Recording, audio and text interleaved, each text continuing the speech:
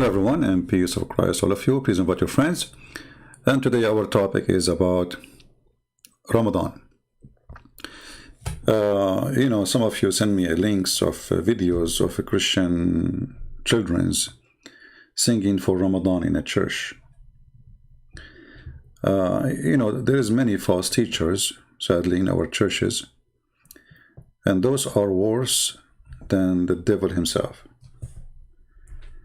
Because, how you teach a child to sing for a religion, teach to kill us as a Christians, as we see in chapter 9, verse number 29.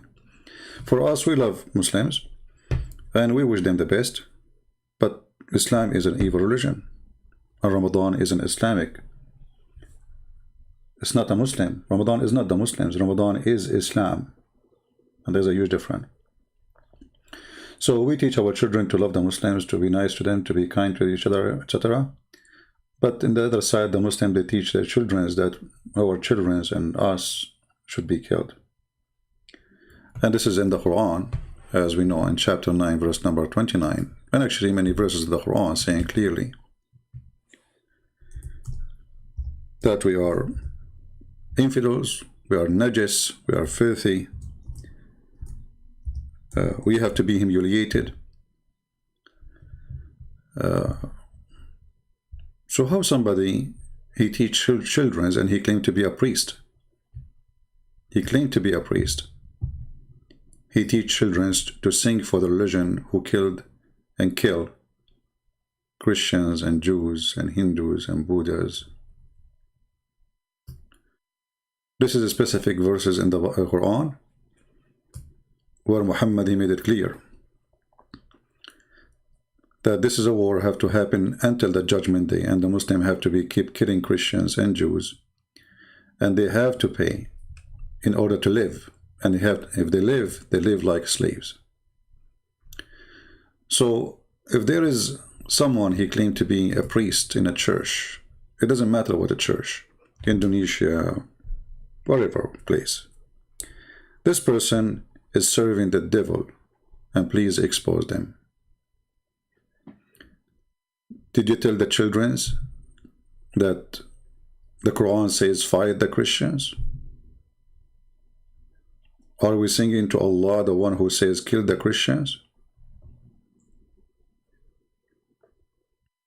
If the purpose of this is to be kind to Muslims, we can be kind to Muslims by being kind to Muslims, by being good, not by singing to the devil. So those who call themselves prophets, priests, these days, they are the devil himself. The Lord, he says, from their fruits you shall know them. Somebody saying, Christin Prince, I'm tired. I can't tell you are a doctor, my friend. No, I'm not tired. I think you are the one. So today our topic is about Ramadan. Just 2 or 3 days ago, a Muslim scientist who studied history and the ancient Egyptian, he announced in Egypt, and this is a person who is from the family of the president too, so it's not only a Muslim, he announced to the Muslims that you should know that Ramadan was not only for you. Ramadan was for the ancient people of Pharaoh. They celebrate Ramadan. Even they celebrate the night of Al-Qadr. You remember we spoke about it, where Muhammad, he speak about he received the Quran. And remember, the Quran say clearly that the people of the Pharaoh are pagans. And now this scientist, who is very well respected between the Muslims, this is not a Christian, this is not a Jew, this is not a Hindu. This is a guy, he spent his life studying the Egyptian when he is an Egyptian.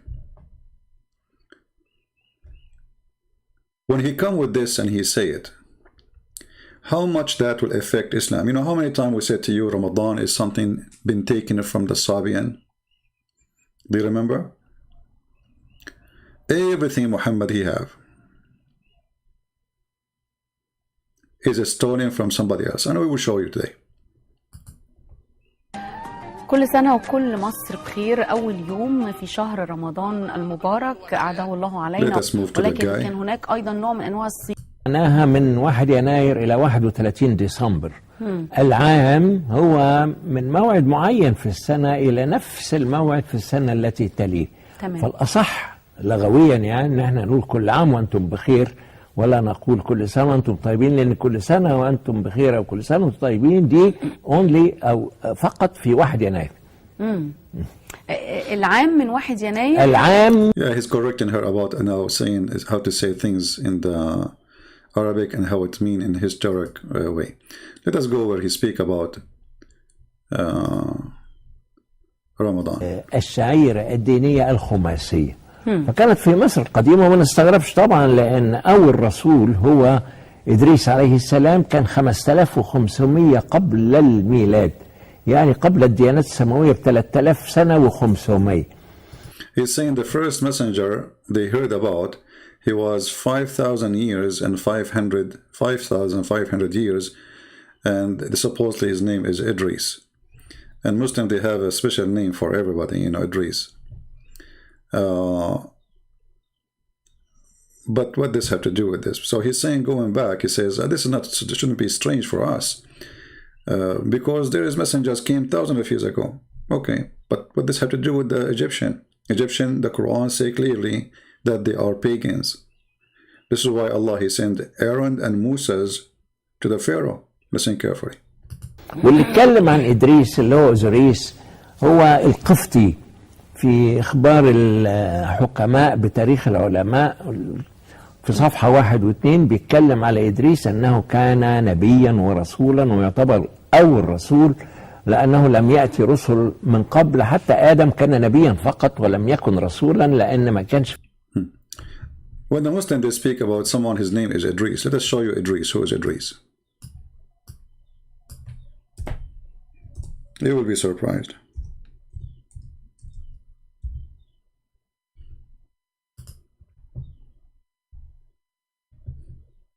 Enoch. According to Muslims, Idris is Enoch. I don't know how the name Enoch became Idris. Don't ask me, please, because this is Islam, you know. Obviously, they have nothing to do with each other, you know. The name, they don't fit. And obviously, Muhammad is taking the name from somewhere else. This is not where the name is coming from. It's obvious. Idris, Enoch. All right. So he's talking about our prophet. His name is Enoch, who was thousands of years ago exist. And according to him, he was 5,500 years ago. I don't know how the numbers will work with this guy, because the Muslim, they have a genealogy for Muhammad, where he go all the way to Adam, and then if they go more than 5,000 years, they will go before Adam. Let us go to the video. في رسالة وما فيش ناس هيديها لمين. فكان العقيدة الخماسية في مصر القديمة نمرة 1 التوحيد. The Egyptian, the old Egyptian, they believe in something called al-Khumasiya, which is the oneness of God, Tawheed. He used exactly the word Tawheed. So the old Egyptian, they believe in Tawheed. Listen carefully. The old Egyptian, they believe in Tawheed. Anyway, you know what? I'm going to post the link for the video so you can watch it all for those who speak Arabic. For those who don't speak Arabic, it doesn't make any difference. But let us read what here they say about summary about this. He said, as an example, the Egyptian today, they say, Wahawi ya Wahawi. Wahawi ya Wahawi, if you are not an Egyptian, you won't understand. And even if you're an Egyptian, you have no idea what are you saying. You are just repeating what you heard from your grandparents. So Wahawi ya Wahawi mean they are asking the moon to appear. He says, Inna iyaha hiya ismu iyah, hutub. والتي ينقسم اسمها إلى إياح ومعناها القمر. So إياها, it is إياح hutub, which is 2 words, mean the moon. Hutub mean time, and that mean the moon of time. And she was a queen of Egypt, or one of the queens of the pharaohs.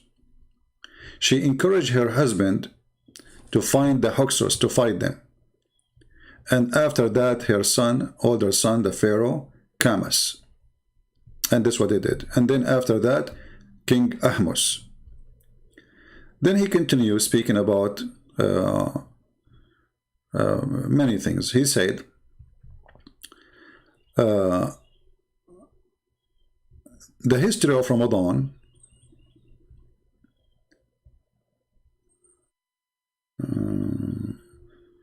صوم المصريين okay. This is a summary of the article. Hold on. So here they are. Okay, it says here, and that Ramadan can the Most High Eid. بعد Ramadan. Let us see. Hold on. Let us go to the top. He said, yes, Islam is religion where Ramadan came at that time, but the pharaohs, they used to fast 1 month for real, and they witnessed the night of Al-Qadr. Al-Qadr, they celebrate that too, which Muhammad, he claimed that this is the night he received the Quran, and even they celebrate that holiday as the night of Al-Qadr. Anyway, the video is long. And he is saying, even the Quran confirm, taking that from the Egyptian, saying, Ya ayyuha alladhina amanu kutiba alaykum as-siyam. And he is saying that the word siyam, the Quran, when the Quran says the word siyam, siyam is an Egyptian word. It is not Arabic. Actually, I would use Google Translation to translate the page, you know, better than just me translating. You can use Google Translation. So here he says, chapter 2, verse 183, it says, he quoted this verse from the Quran. He says, it is ordered for you to do siyam. Siyam supposedly means fasting in Arabic. He's saying this is not an Arabic word, this is an Egyptian word. Siyam. Okay? As-sawm. As-sawm. So here, you will see here, he says in his study, he says that the word sawm is coming from before Islam, from Egypt. He says, and it is an Egyptian, old ancient Egyptian. Tani saw, which means you forbid yourself from food, you know, like you stop eating and etc. Let me post the link for you. You can watch the whole video. And you can use Google Translation. There's many articles about it by this guy, but I chose this one because it's short and the video is there anyway. So if you click at Google Translation, we have to open Google browser. Now, Muslims, they did not notice how dangerous what this guy he just said, because he just demolished the religion of Islam. As simple as that. If you remember many times I told you that the Sabian believed that the Pharaoh was a Sabian. This is why the Sabian, they hate the God of the Jews, Adonai. They call him the devil.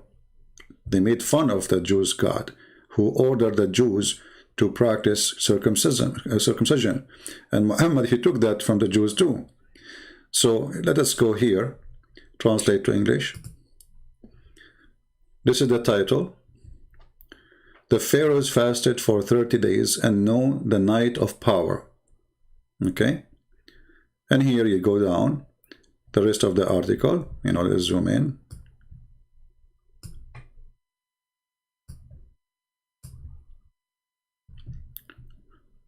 All right. And as you see, they witness, they celebrate for Ramadan, and they even celebrate the night of Al-Qadr. And here he says to you that even the word Sawm is an Egyptian word. It is not an Arabic word, and this is where the word coming from. Let's see. And he says here, and this is why the Quran quoting that Allah said that fasting is prescribed for you. All right. And then here he explained the word Sawm, where the word Sawm is coming from. he says that the word Som is coming from an Egyptian word. All right. Now, it might be just a light article and light statement from a scientist who study the history of the Egyptian, but then if we go to the Quran, we will have a problem based on what this guy said. If the pharaohs and the people of the pharaohs were celebrating Ramadan, what was their religion? He said even there are people who worship one God. What was the religion? That means all the Quran is wrong.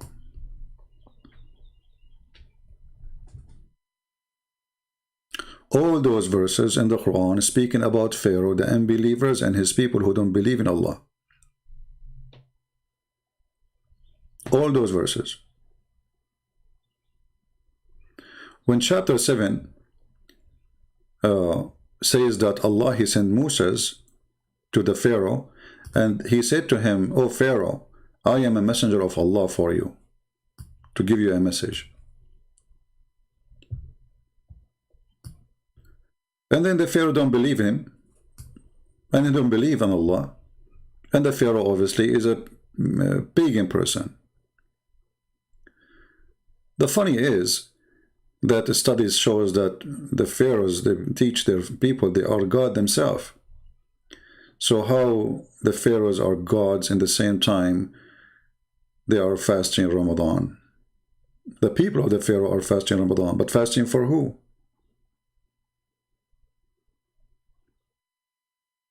For the pharaoh.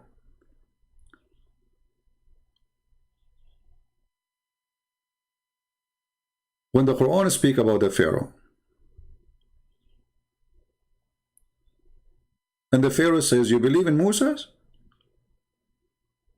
Before I give you permission? Surely this is a magic. This is actually not magic, sorry. This is surely it's a plot, which have applauded for you. Had a makr, deception."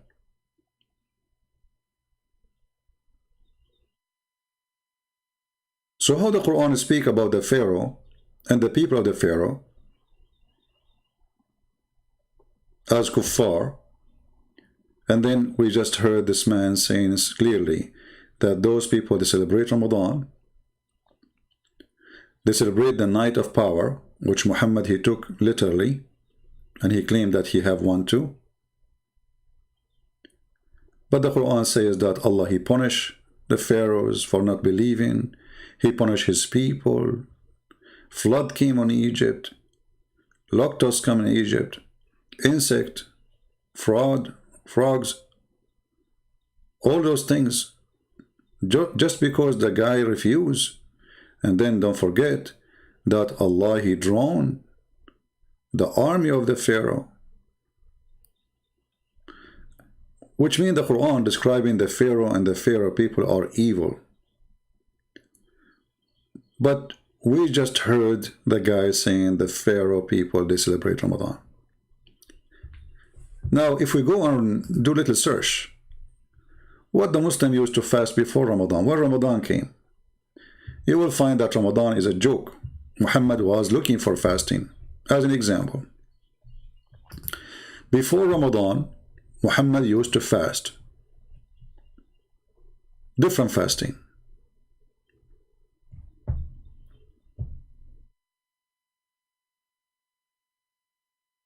Different fasting.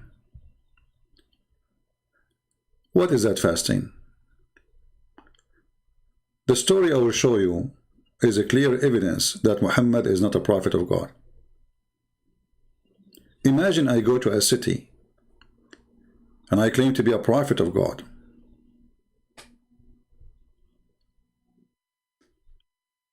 And then I see a bunch of people fasting. And I say to them, "What is this?" He says, "This is the day of Ashura." This is the day of Ashura.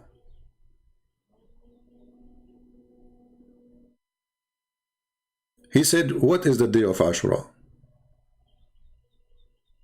What is the day of Ashura? Which means Muhammad, he do not even know what is that day. A Jew, he said, this is the day when Moses he crossed the sea.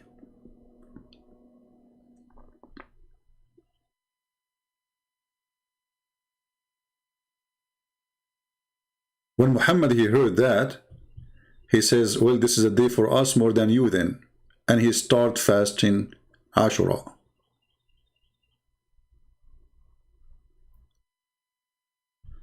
Let us find the hadith, so we can laugh together at the prophet who is taking his fasting not from God. You see, ritual should not come from a Jew walking in the street to a prophet. Ritual should come from God. If the God of Muhammad said to him, you fast this day, then the God of Muhammad said to him, fast this day. And that explains why he is fasting. But Muhammad, he see a Jew in the street. And he asked him, why you are fasting? He said, this is the day of Ashura. And just because they fast Ashura, he fasted? Read carefully. This is Sahih Bukhari. The Muslim, they cannot say, you know, the drama they have, weak and strong and fat, and vitamin D and E is missing. The Prophet came to the Medina. Medina is a city which is called Yathrib, the Jewish city, and when Muhammad later killed them all and took the city as usual. And he saw the Jews fasting on the day of Ashura. This is the first time Muhammad he see a fasting day. Who was fasting according to the story here? The Jews. He asked them about that. And here clear evidence that Muhammad, he do not know what is that. Because if I know, I will not ask you what is this. Right? So he asked the Jews, what is this? They replied, this is a good day. The day which Allah rescued Bani Israel, the children of Israel, from their enemy. So Moses fasted in this day. The Prophet said, we have more claim over Moses than you. So the Prophet fasted on that day and ordered the Muslim to fast that day. Do you see it?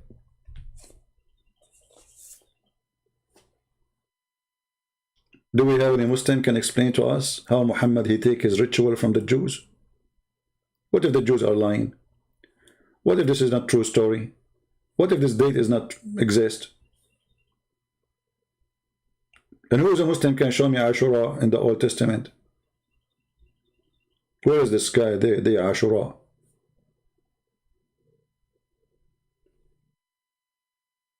Do we have any Muslim?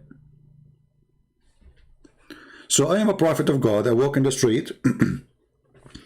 I see somebody is a Hindu. And he said, you want to eat with me? He said, no, I cannot eat. I'm fasting. I say, hey, Hindu, why you are fasting? He says, this is the day of etc.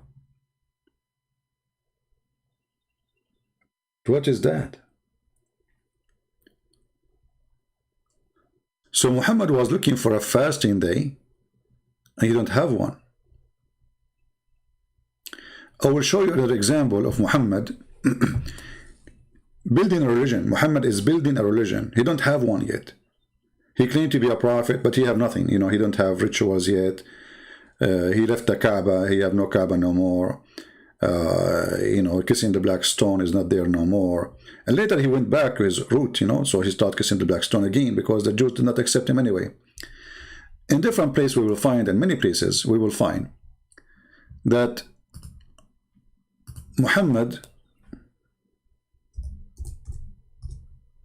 he was very sensitive to the Jews busting him, saying to him, anything they say to him, he considered they are saying to him, you copy us. The Messenger of Allah used to stand up for a funeral, okay, until the corpse was placed in the grave. A learned Jew here mean a rabbi, passed him and said, this is how we do it. The Prophet sit down and said, sit down, act differently. Here you ask yourself, okay, Muhammad is a prophet of God. He was praying in a certain way.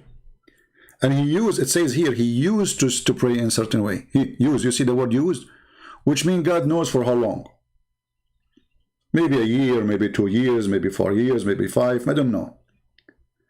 Just a Jew walked by and he said, this is how we do it. Muhammad, he changed the prayer. What the problem with Muhammad then? Was he praying wrong? Or Muhammad, he is saying to himself, they got me busted, I'm praying like them, I have to change it.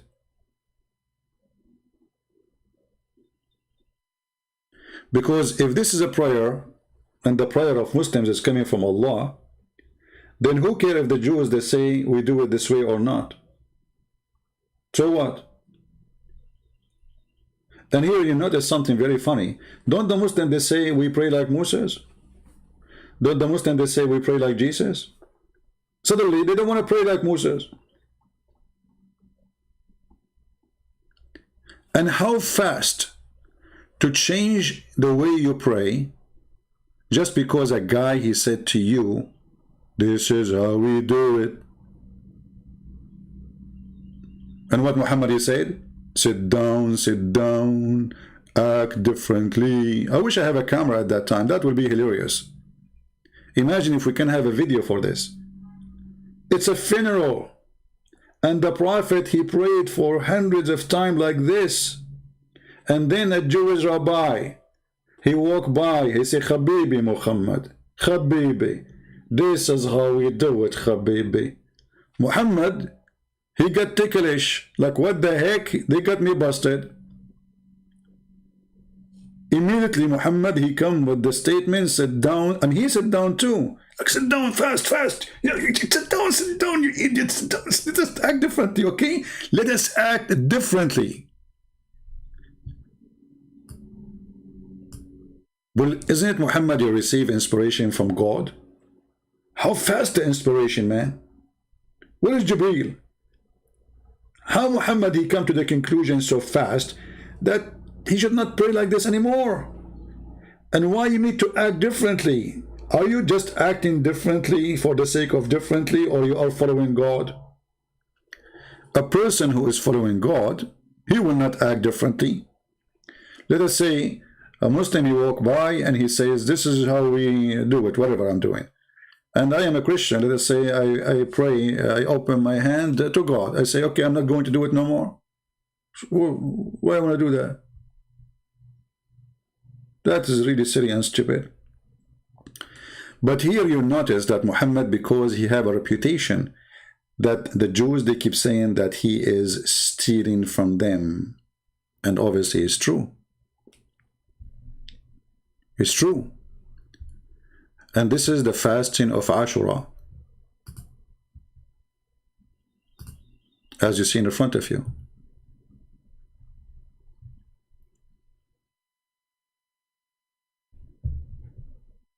And then Muhammad, just to show you how crazy this guy is. The Jews, they fast Ashura in a certain day, in the day of Ashura, which is supposedly the day they fasted for hundreds and hundreds of years. The Muslim, they said to him, because remember, he keeps saying to them, act differently, right? Act differently. But we are fasting Ashura. It's the same. So look what Muhammad said, just to show you that this is the most corrupt, false, stupid man. How easy to expose him. When they said to him, okay, but we are fasting the same day, the Jews, they are fasting. But remember, this is the Jew fasting, supposedly. Ibn Abbas reported when the Messenger of Allah fasted in the day of Ashura and commanded, and look, it says fasted in the day of, on the day of Ashura, exactly the same day, and command that should preserve as fast. His companion said to him, not Allah,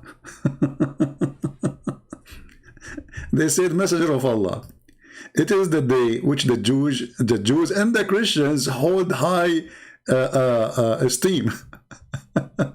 Thereupon the messenger of Allah said, when the next year come, God willing, we would observe the fast on the 9th, not in the 8th, not in the 10th.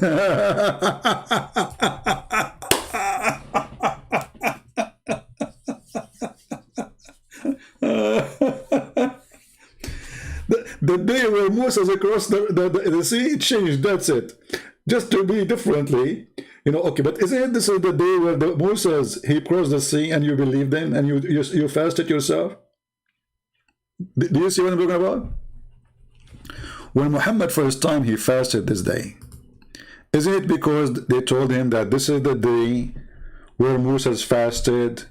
Okay, so as long as this is the day where Moses fasted, and because of that, the Jews, they fast, and Muhammad accept to fast. Wonderful. You, Muhammad, you change the day? Oh, we will fast the day before it, okay? That means Muhammad is willing to change the day when Moses, he crossed the sea, just to act differently. Well, if this is the day where Moses, he fasted, why you need to change it? How you can change it? Are we listening, people? If this is the day where Moses, he crossed the sea, and because of that day, the Jews fasted and Muhammad fasted, wonderful. Then how Muhammad, he changed the date? Just because you want to look differently?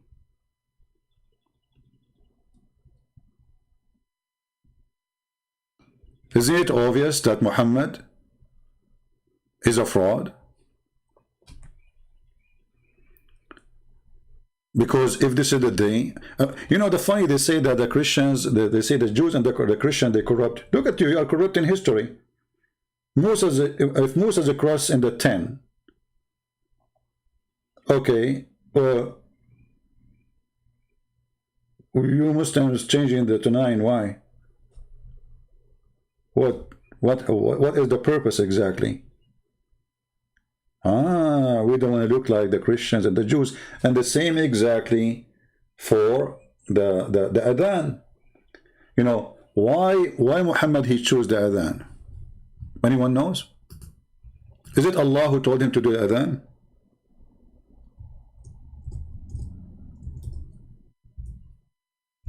Any Muslim? Did Muhammad receive an order from Allah to do adhan? Allahu Akbar, Allahu Akbar. Huh?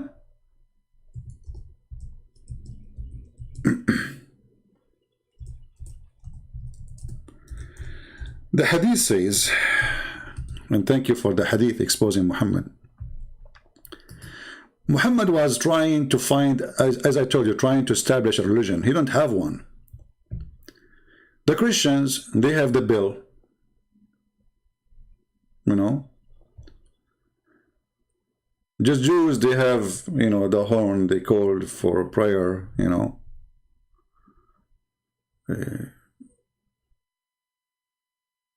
Muslims, how they call them for prayer?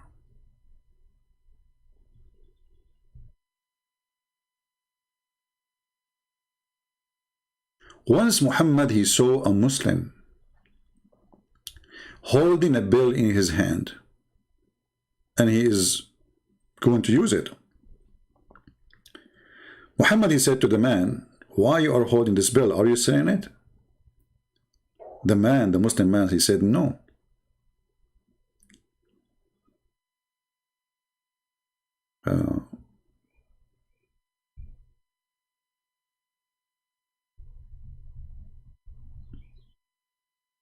Muhammad didn't like the idea.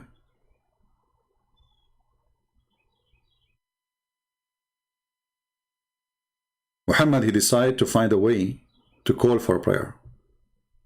Some story, they say that this guy, that he saw him, he is not even a Muslim, he's a Christian, but whatever it is. But then we find that Muhammad, he have a meeting with his companions. And let me find the hadith for you.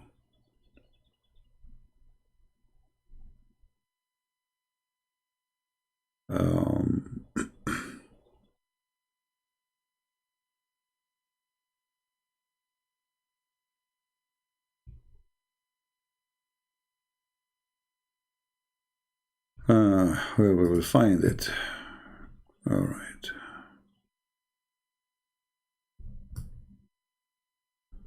Let us see.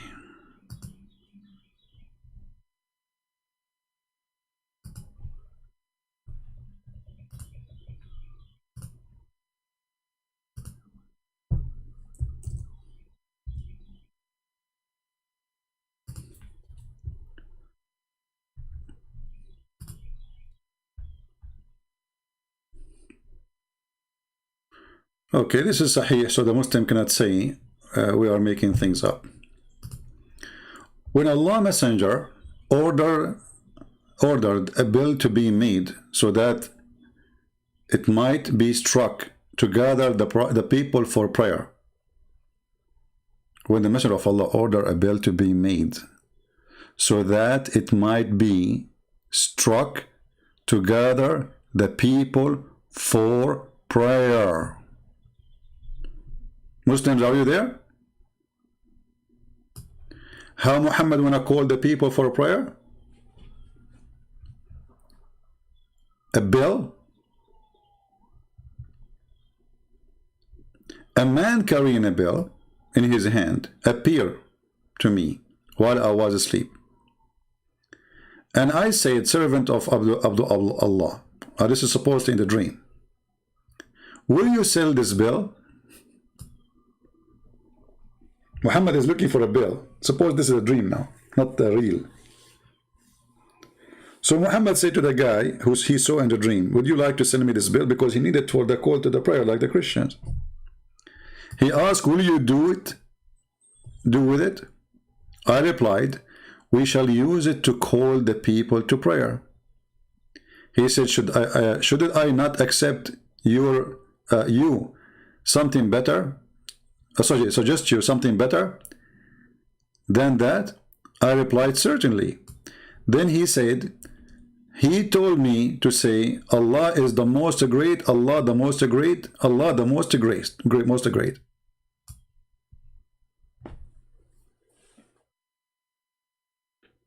Remember here, there's no Jibreel. It's a dream, supposedly. The story here says that. Now, just to show you how Muslims, they lie to Muslims about this. There is different hadith totally oppose what this story here is saying.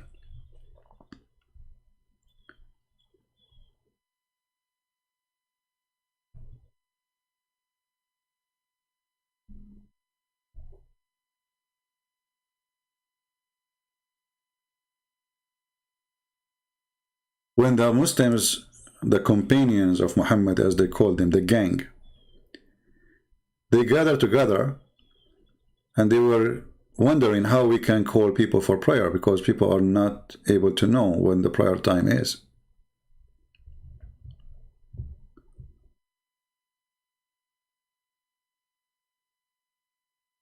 And even the prayer, which day is going to be? Is it Saturday? Is it Sunday?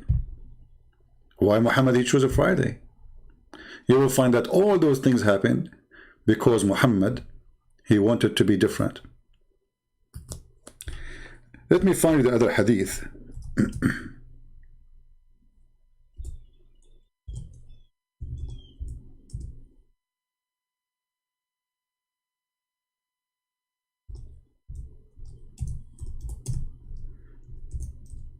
About it.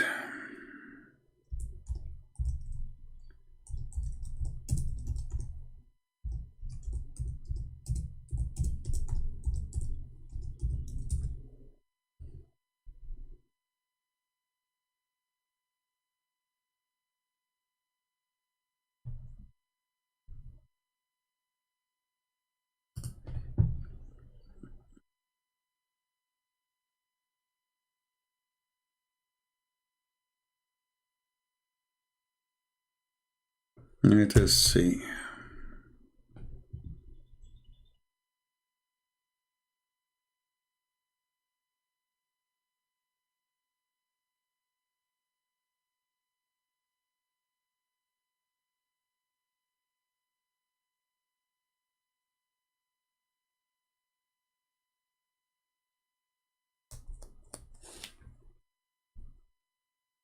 I'm trying just to find the hadith for you in English. Give me a second.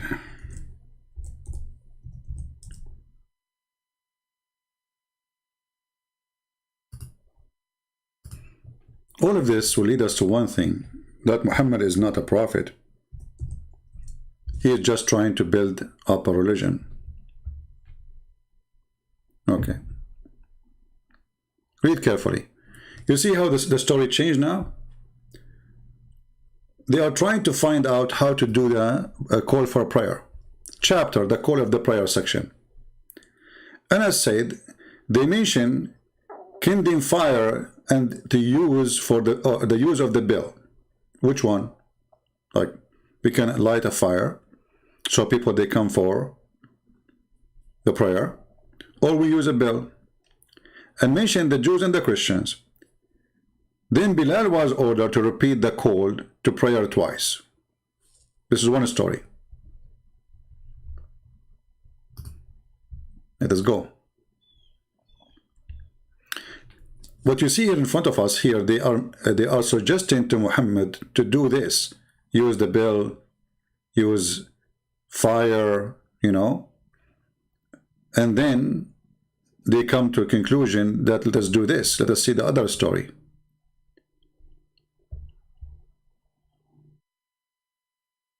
This is the same hadith I showed you already. Look at this hadith. A disaster. This is a disaster. Look at this. This is Al-Bukhari. When the Muslims arrived to the Medina, they used to assemble for a prayer and used to guess the time. They guessed the time for it during these days. The practice of adhan for a prayer had not been introduced yet.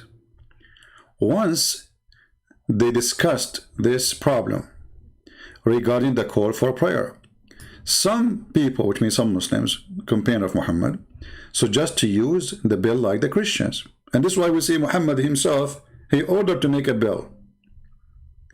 Others proposed a trumpet like the horn of the Jews, to use by the Jews. But Umar was the first to suggest, read carefully, Umar was the first to suggest that man should call the people for a prayer. Oh boy. And this is Al-Bukhari. So the story about the dream is false. This is Sahih. And this is Al-Bukhari. The first one who come with the way to call for a prayer is not Allah, is not Jibreel, it is not Muhammad. It was in a discussion about what to do to solve the problem. And as usual, the solution come from Umar. Umar al-Khattab, he says in some hadith, says, Allah, he agreed with me in 10. Some they say 5, some they say 3, some they say 7. Including the Kaaba. Why the Muslim they face the Kaaba now? It was Umar. Hijab. Who is the one who made the hijab? Allah or Muhammad? No. It was Umar. The ritual of the house of Abraham, Umar.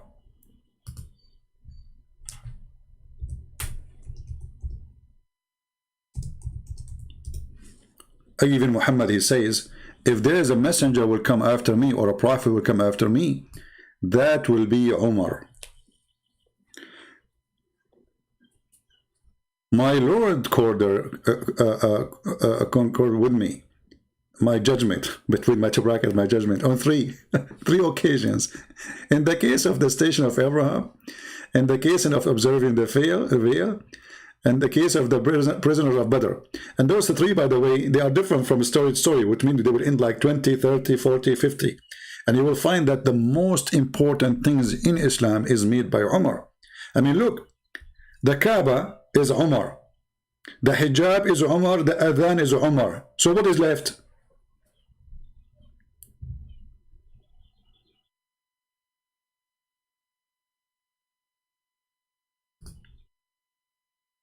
Are we following? The Kaaba, his order came from Umar. And then Allah, he took the verses of Umar, the same as I have said. Look, this is al-Bukhari. Umar, he says clearly that Allah, the verses came the same as I said was revealed. Read carefully.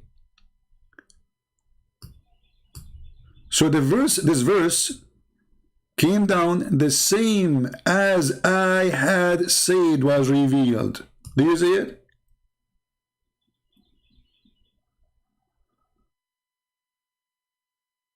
Islam is not a religion. This guy is, you know, he don't know what to do. He's claiming to be a prophet. Okay, guys, what we do now? Oh, the Jews walk by and the Jews says, this is how we do it. They act differently.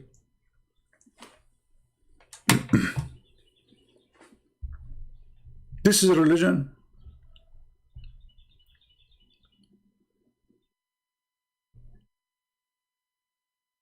Same for Friday and Saturday.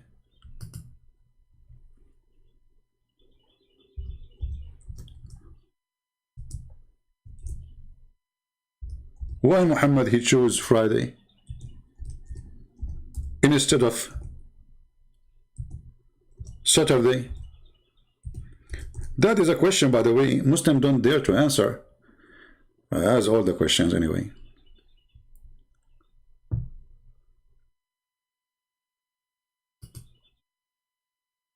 Because remember, in the Quran, Allah, he made the Jews pigs and monkeys for breaking the Sabbath.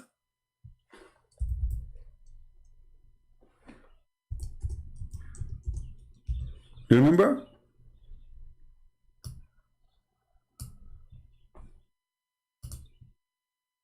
Okay, that's mean this is this is the day for Allah. That's it. This is the day for Allah. You broke his day, Allah will make you a monkey. And by the way, I saw a lot of monkeys around me. They are breaking Sabbath, you know. I mean, look like Allah, he stopped making monkeys since then, you know, like, you know. And the funny, by the way, if you do work in Saturday, Allah will make you a monkey. But if you rape at Saturday, Allah will not. If you kidnap a child or, you know, no, he will not. No. If you, you know, you do anything, I mean, only for breaking Saturday, he will make you a monkey. Mm-hmm. And what those Jews they did not do anything wrong. I mean, according to the story, they did fishing in Saturday. There's a cartoon on the internet. I don't know if somebody have the link for it. It's funny. You can watch it. It's a draw and like it's an images.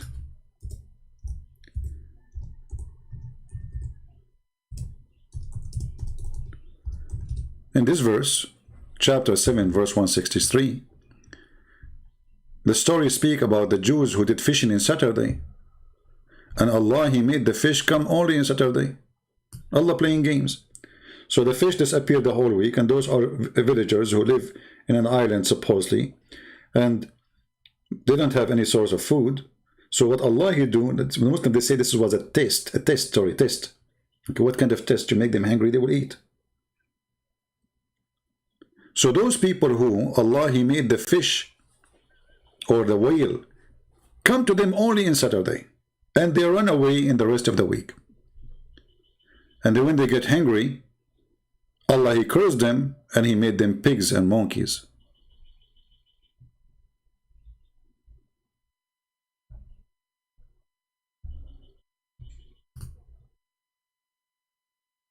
And by the way, this is another stupid story from Muhammad, because Muhammad himself, he said that Allah allow you to eat anything, to do anything when you are hungry. As an example, Muslim can eat even pigs, pork. When the Muslim they say pork is forbidden, that's false. The Quran say clearly in chapter 5, verse number 3, it is lawful for you, in kunta fi makhmasa, which means in hunger.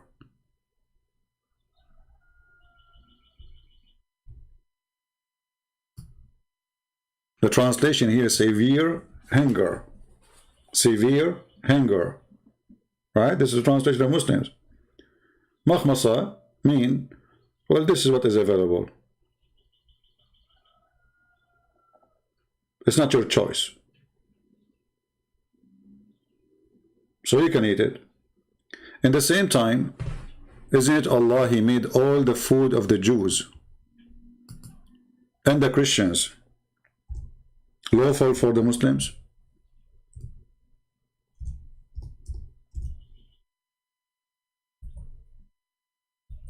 Muslims?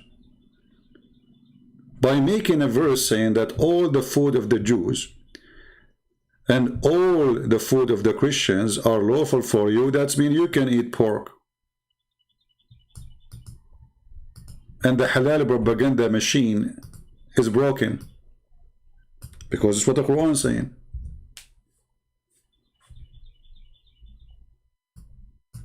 Let's see the verse.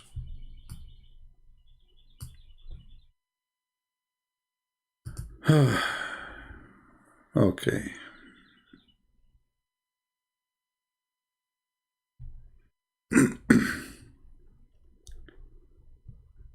Let us find the verse. Hold on. We will go back to Ramadan. You see this. For me, I like to cover many things in the same time, so we can give you a full image.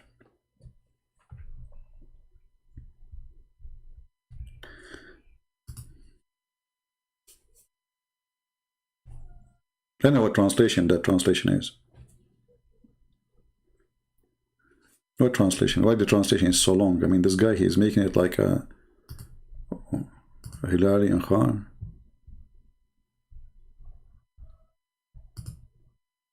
Okay. This day, all things made pure, lawful for you. All things good and pure. All things are pure. All things is good. Okay, what does that mean? The food of the people of the book is made lawful to you. But hold on. 2 verses before it, you told them, don't eat pork. And now you are saying, all the food is made pure for you. In the top of that, not only all the food is made pure for you, the people of the book, their food is good for you too. Do you see the stupidity? Here, this is not, Quran is not a chapter. You see, when the Muslims, they say this is a chapter of Al-Ma'idah, those are not verses came in the same time. It's Muslims who put them there. It is Muslims who put them there. This is not the right place. Because if you think about it, there's one is deleting the other one. If we take it in the order, here it says you don't eat pork, right? Okay. And then eat this and don't eat that. And then here he says, all food is good for you.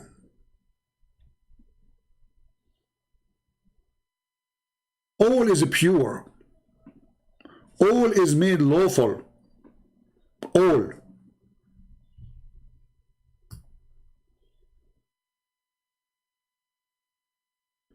In the top of that, you can eat the people of the book food, and you can even have sex with their women. Because he made a verse before saying, don't do that. Here you see Muhammad is switching moods. When he wants, you cannot eat the people of the book food. And when he wants, you can. Okay, what happened? Why they cannot and now they can? What happened? Any Muslim can tell us?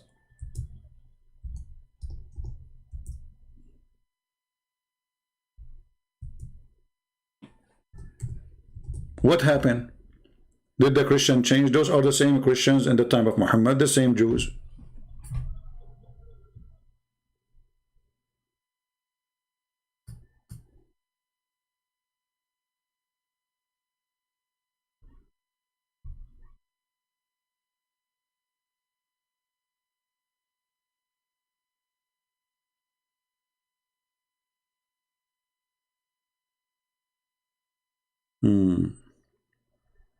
But as usual.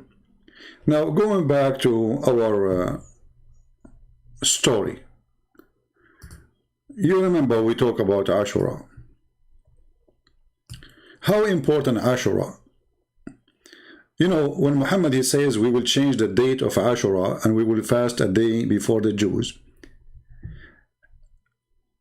But Muhammad, he said that this day, if you fast it, is going to cleanse your sin for the previous year.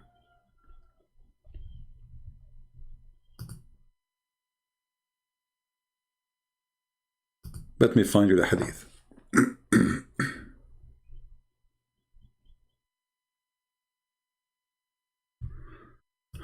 Lord have mercy.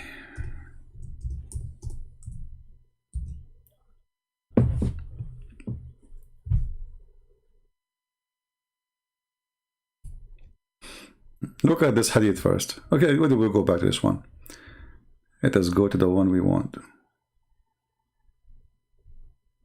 Look at this. The Messenger of Allah was asked about observing Ashura. See here, this is the 10th of Muharram. You see the 10th? But we showed you in different hadith, Muhammad, he promised next year, because the Muslim complained, this is what the Jews, they celebrate. He promised them we will do it in the 9th. You remember? Remember, right? We will change it to the 9th. See it? This is Sahih Muslim, hadith number 11348. So they told him, but this is this day where, you know, the Christians and the Jews, they respect. It's in the 10th. So Muhammad, he promised them, if we live, inshallah, we are going to practice it in the 10th. Sorry, in the 9th. Not in the 10th no more. All right. But look what Muhammad did. Muhammad told them that if you fast in the day of the 10th of Muharram, Muharram is the name of the month, that fasting in that day, in that date, will cleanse your sin for a year proceeding.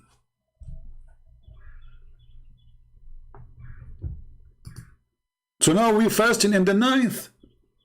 So we will not get our sin being cleansed.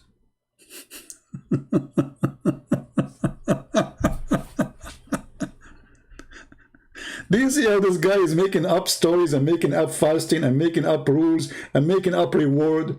You just told them if you fast in the 10th of that month, in the 10th, not in the 9th, not in the 8th, not in the whatever, if you fast in the 10th, that will clean your sin. Okay, hold on. There's no Ramadan now. Ramadan does not exist yet. Okay. Why this day, if we fast it, will cleanse our sin for a year?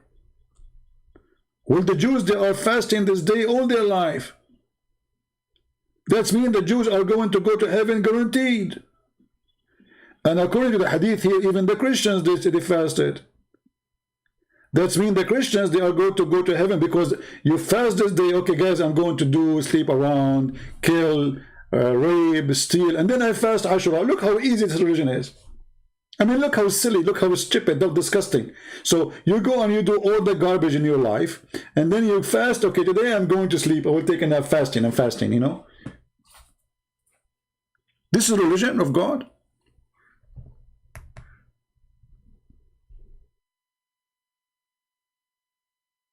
Do we have any Muslim have a comment, have something to say?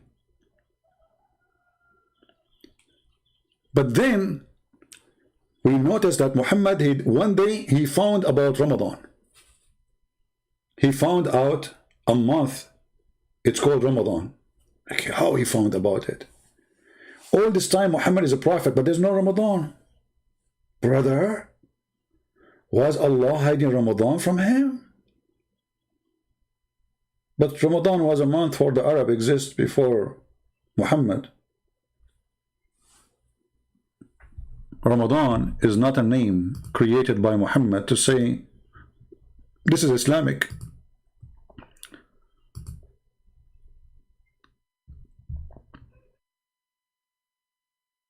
Do we have any Muslim want to say something? How Muhammad he switched from this amazing day, which you fast for one day and erase all your sin. Okay, Muslims, if you fast Ramadan, is going to erase your sin for the previous year? Not only that, actually.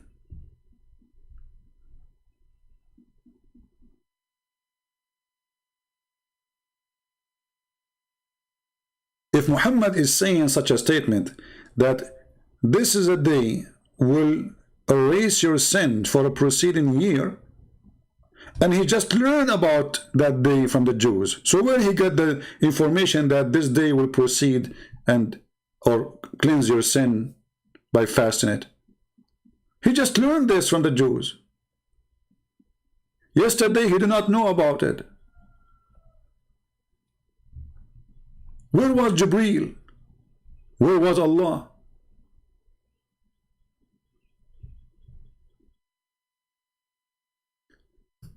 And Muhammad, he used to go around and teach people how to practice Ashura. Hey people, let me tell you how to do it. Okay, you start eating for a little bit. You did? Okay, continue the day fasting. Salama told us that the Messenger of Allah said, a man announced the day of Ashura. Whenever has eaten, let him eat, not eat for the rest of the day. If this has become a religious stuff now, the day of Ashura is going inside Islam like a nail. It's getting deeper and deeper. Yesterday he learned about it from the Jews, and now Muhammad is creating rules about the day.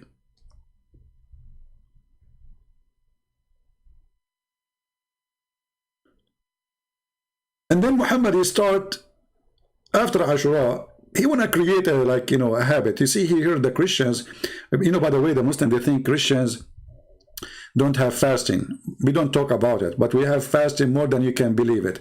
Just to let you know, if you go to the Orthodox or even the Catholic Church, you will see that there is two fasting, the major fasting, but the whole year there is fasting. There is fasting every week, but there's two major fasting. Like we have now, the Easter is gone for those who celebrate the Western calendar, and those who celebrate the Orthodox calendar, the Easter is not yet. They are fasting for 40 days before the Easter.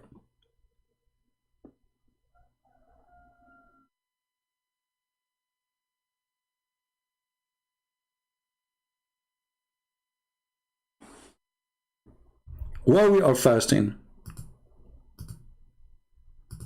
Some churches, they fast 50. You know? Now, fasting is something good to teach you, let us say, you know, manner, how to control yourself, how to not to be tempted.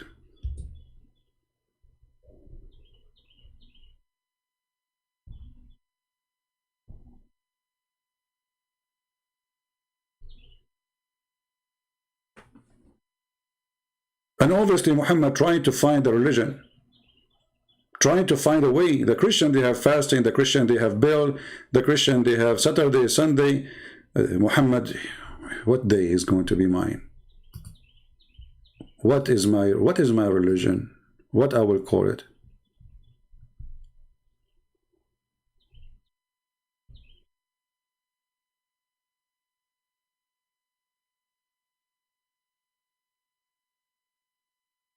Do we have any Muslim want to say anything?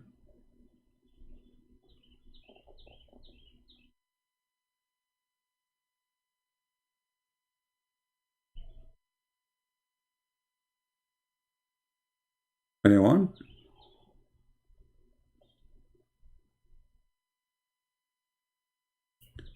Then Ashura suddenly became not important.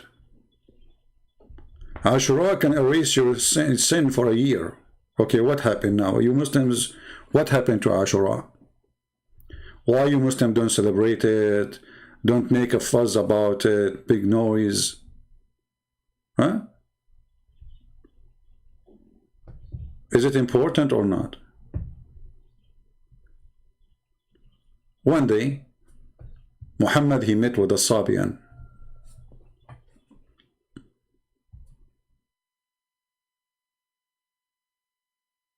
A Sabian, who Muhammad, he learned from him. Actually, he met this guy even in Mecca. But he was not learning too much about the Sabian yet. He did not know much about them. He's stealing from them, but he not. Muhammad is limited in knowledge about everything, about the Christian, about the Jews. You know, he hears stories from those, from that, and he put it there. So Muhammad one day he come and he told them that we need to fast Ramadan. Muslims, how Muhammad he come to Ramadan?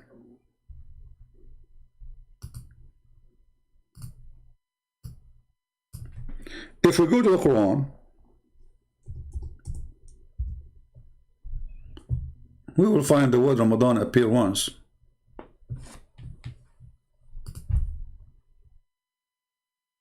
And it says Ramadan is the month which was sent down the Quran. The Quran is a guide to mankind.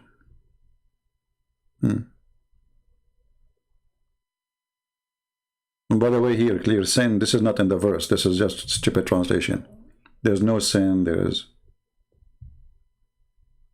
between two brackets. This is here is a garbage. It's not there. Okay, so Allah, he sent the Quran as a guidance in the month of Ramadan. But this means all the story of Muhammad is a lie. If you are saying to me that the first verse of Muhammad he received, it was received in the month of Ramadan, that means this verse is wrong. Because here it says, this is the day where Allah, he sent down the Quran. He didn't say, I sent down a verse. The whole Quran is sent down. Okay. And is Ramadan a month?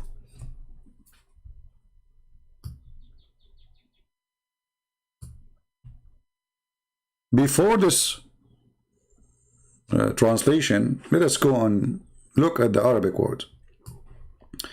It says Shahru Ramadan. Shahr Ramadan.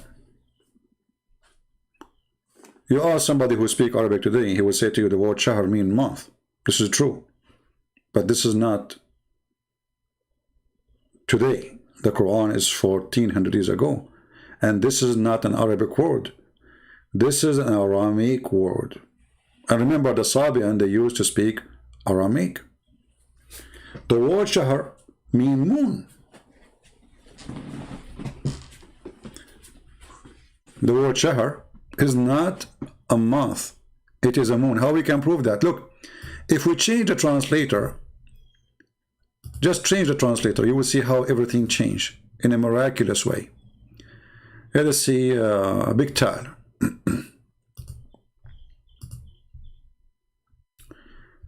Here he says, the month of Ramadan, in which has revealed the Quran, guidance for mankind. Clear proof of guidance. Okay.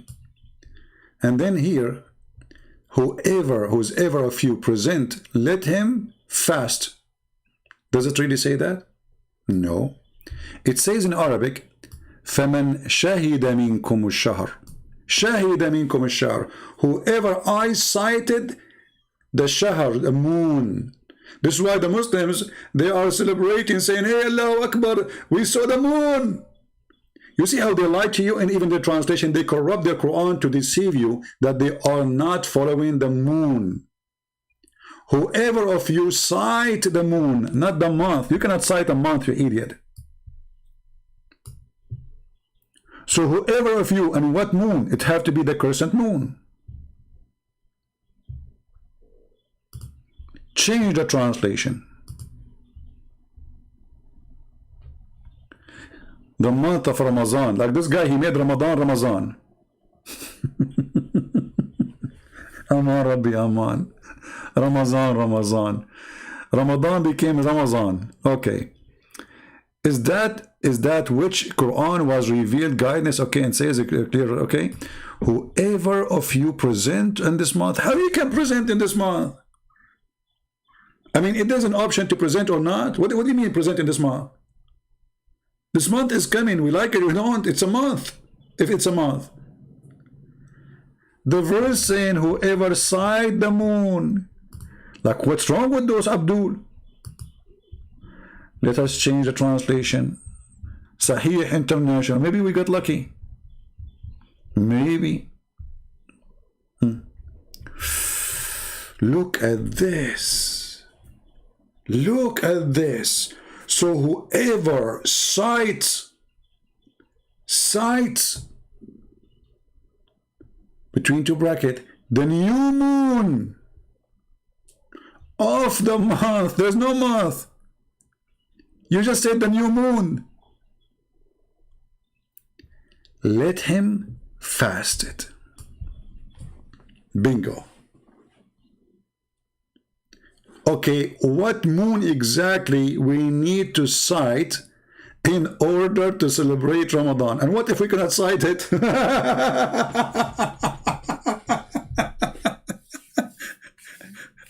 What if you live in Alaska?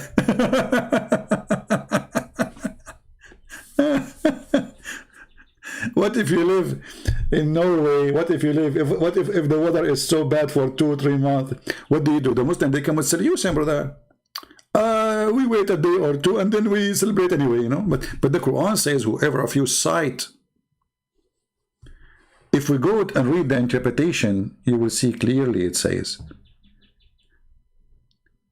you have to sight the crescent moon. I would like to ask the Muslims. So this is not a month. This is not a month. Ramadan is not a month. Ramadan is a moon. And that moon is coming and we are waiting for him. That moon we call him Ramadan. فَمَنْ شَهِدَ مِنْكُمُ الشَّهْرَ. Whoever sight the moon. See here the translation, how it deceived. Look. How this guy, ask yourself, how this guy here translated the word month instead of the word shahr, which mean moon? I mean, why here you are adding the word moon? Where do you get it from?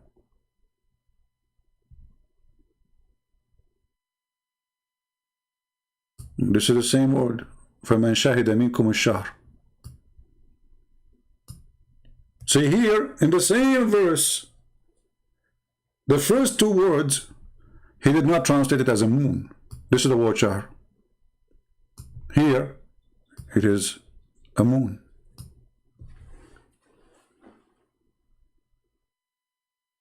Either he did that because he's an ignorant, or because he's a donkey, trying to corrupt. You choose one. Both will make you a donkey. So whoever of you, the moon of Ramadan is where Allah He sent the Quran. How many moons Muhammad he have?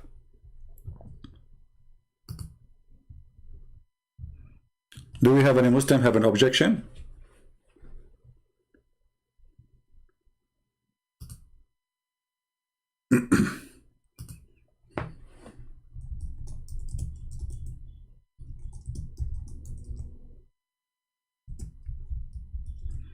Any Muslim have an objection?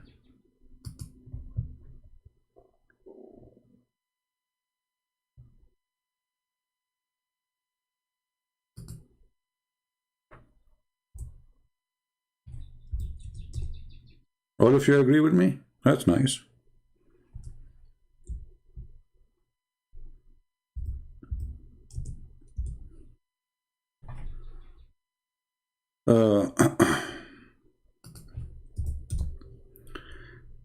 Let me try to find you something. Because somebody might say to you, he's lying to you. It doesn't say that, CP. It doesn't say that, CP.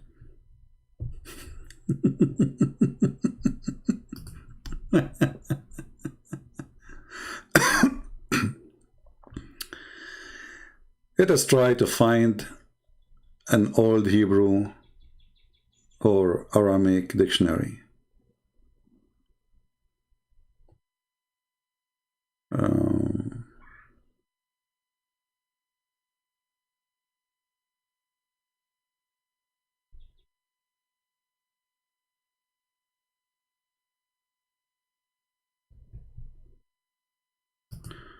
Okay, hold on. We found something here.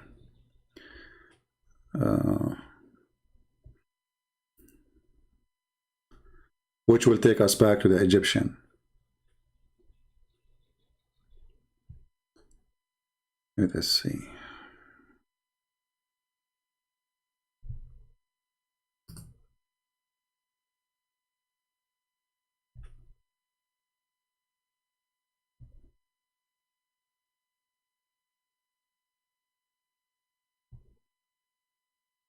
I'm just trying to, I found here the book. There's a book here, it's called the Journal of the Manchester Egyptian and Oriental Society.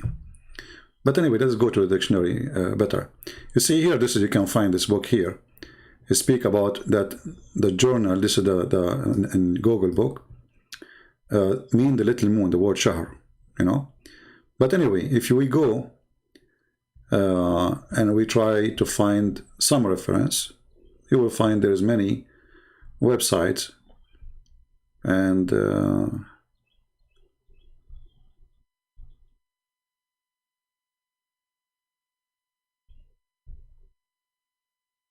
I click at this one, but this is a book of an American writer. Oh, this is a PDF file. Yeah, I don't want that. Hold on. Let me see if I can find a dictionary.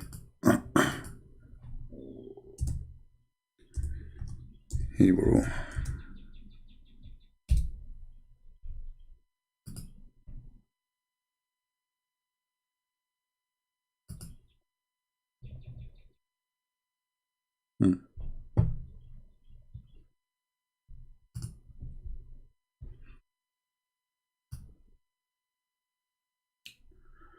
What does shahr mean? This is baby name media, whatever, you know. I hope no sound here. Do we have a sound? Okay, what shahr is coming from? They will say to you in Hebrew and in Arabic, it's coming from the word moon. You see the word moon? Shahr. Yeah. But still I want to find a dictionary. Hold on. All of this is not official. I want to find something official.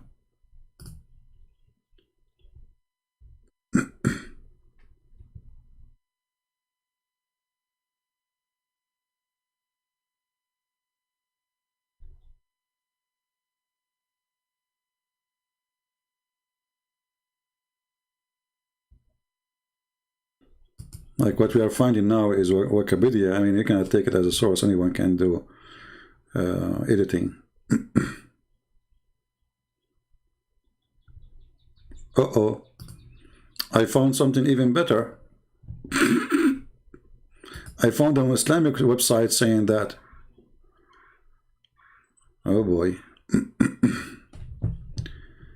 And let's put it on the screen.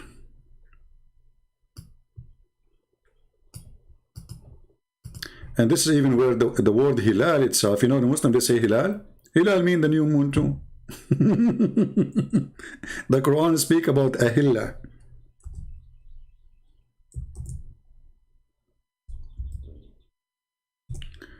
Let us see, hold on.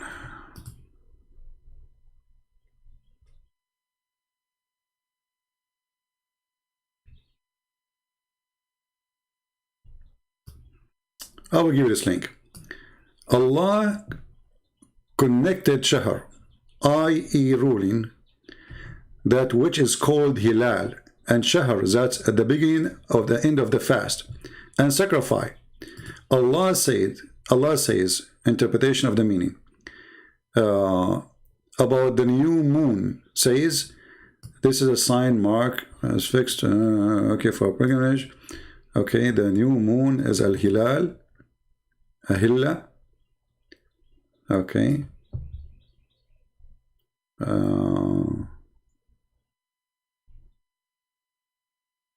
Anyway, so here they are saying clearly to you that the word shahr is about the moon.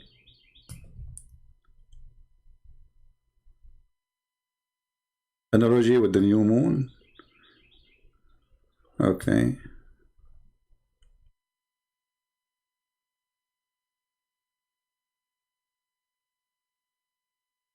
See, whoever of you sight the new moon of Ramadan, do you see it?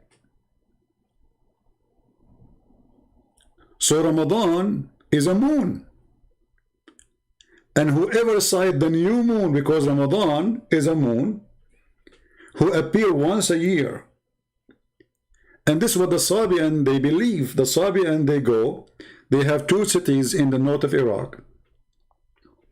So they say goodbye to the moon last year when the end of Ramadan is over. And then when the new moon comes in, they go to different city. And they wait for the new moon. That is Ramadan.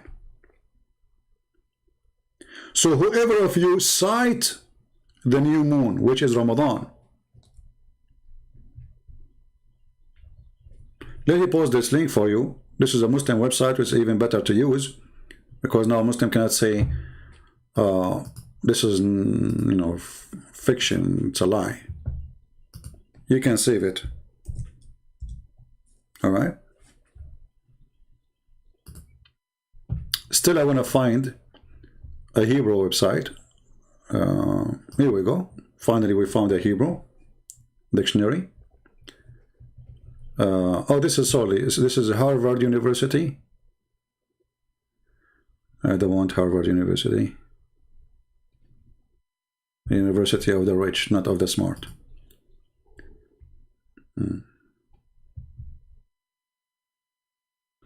Okay, here we go. We found a Hebrew dictionary.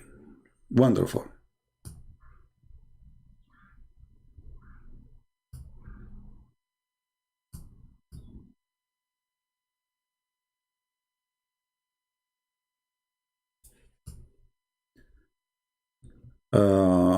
Korean Jude. This is what? This is Safira Ken Dictionary. I don't know what this dictionary is about.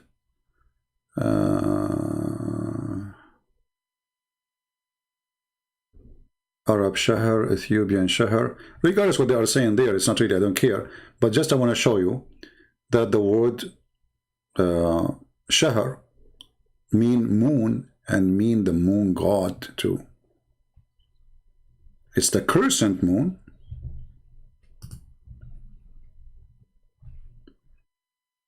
And this is exactly what Muslims wait for.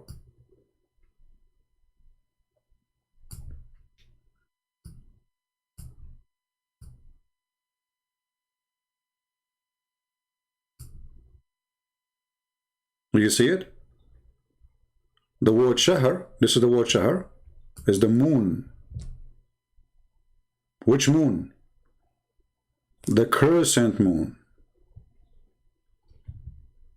Even if we go to the Islamic websites, like the Tafsir website,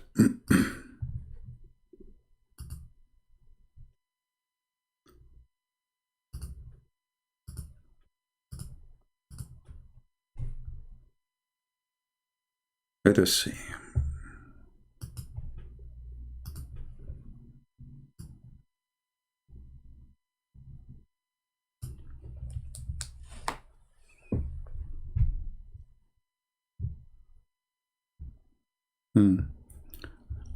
You see, you remember I told you that the verse saying that Allah, He sent the Quran?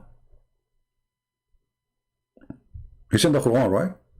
Look why they are trying to solve the problem. They said, these days of the month of Ramadan, wherein the Quran was revealed from the preserved tablet to the earthly heaven on the night of Al-Qadr.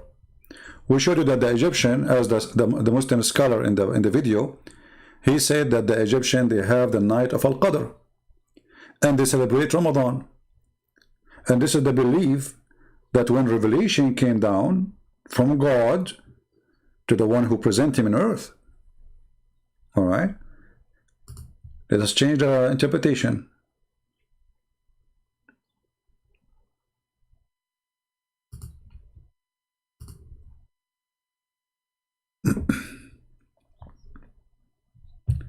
This month Ramadan is the month which revealed the Quran, whereupon Jibreel brought down the entire Quran to the first heaven. Look at this madness. Jibreel, he brought the Quran, the entire Quran. You see what I told you? I told you the verse here is wrong, because if Allah, he sent the Quran, the verse doesn't say Allah sent the verse. The verse says Allah, he sent down the Quran. So the Quran is already revealed. And now the Muslims, they try to solve it. They say, oh, he revealed it, he sent it down, but to the first heaven. But this is not down yet. Still, we will not receive it. Because you Muslim, you claim that Muhammad, he received the Quran in that day.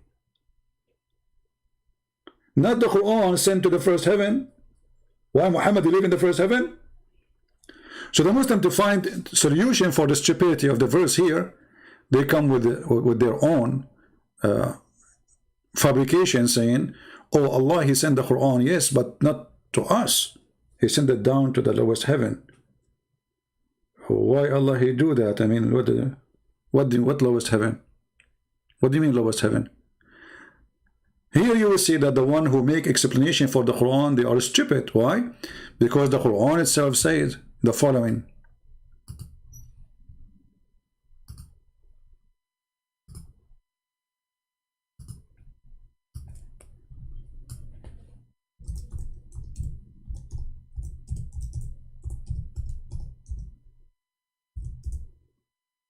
I'm typing in English.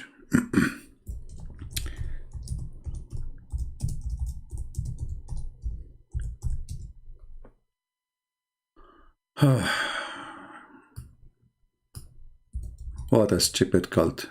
I mean, and the search engine is really, it's faster to find from the search engine from opening the chapters.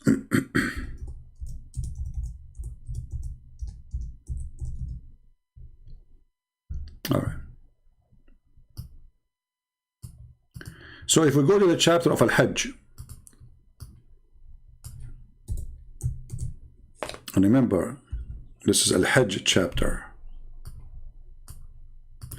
In this chapter it says that the angels, Allah, he arranged the affair from the heaven to the earth, and they will go up to him on a day which is equal to 1,000 years if you're counting. Okay, so where is the Quran? Where is the Quran? You see, if the Quran, because the angels, they get their orders from the Quran. They don't see Allah. All the Muslims agree that the angels, they get their orders from the tablet. But they just told us that the tablet is in the lowest heaven, according to the interpretation. But the verse here says, he arranged every affair from the heaven to the earth, then its affair will go up to him in a day, up to him, not to the lowest heaven. So the tablet is there.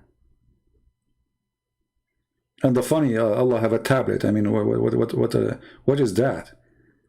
You know, Allah, he wrote the tablet and he put it between the eyes of an angel. His name is Israfil. And this is another story Muhammad, he stole from the Jews. If you ask the Muslim what Israfil mean, they don't know. What Jibreel mean, they don't know. What Mikael know, they don't know. There are names, they stole them. Did you ask yourself why Jibreel, his name is Jibreel, not Jibreel Allah? Because Il is a word meaning God in the Aramaic language. And even in the Hebrew. That's why we say Emmanuel, Mikael, Gabriel, Israel, Ishmael. All those words end with Il. Il is word meaning God. So how come the angel of Allah, he end with Il, and we cannot find Il anywhere in the Quran? How suddenly Quran became Arabic, but the names, they still belong to different religion, belong to different language. If the Arabic is the most favorite language for Allah, how come all the names He have for us are foreign names? If you ask the Muslims, okay, who is this guy Abraham? What Abraham mean? They don't know. Ishmael, what Ishmael mean? Isaac, Jacob, Israel. They don't know, because everything in Islam is a theft. So Allah, He sent the Quran in the month of Ramadan? No, He sent it in the moon of Ramadan. And whoever of you witnessed that moon, whoever of you sight that moon. Let me see Ibn Kathir in English, what he is saying about this one. Let us see how much they deleted from the interpretation. Usually those things are not important for them, so they don't delete much. Let us go to Ibn Kathir.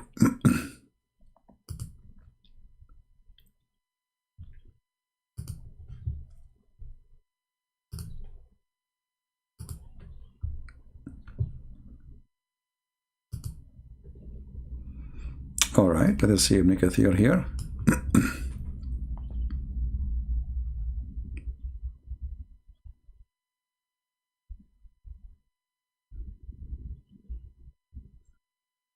Okay, hold on, I think 185. Why we are here?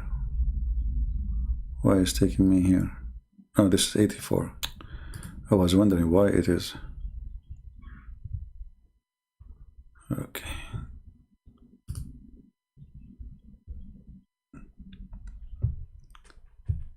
All right.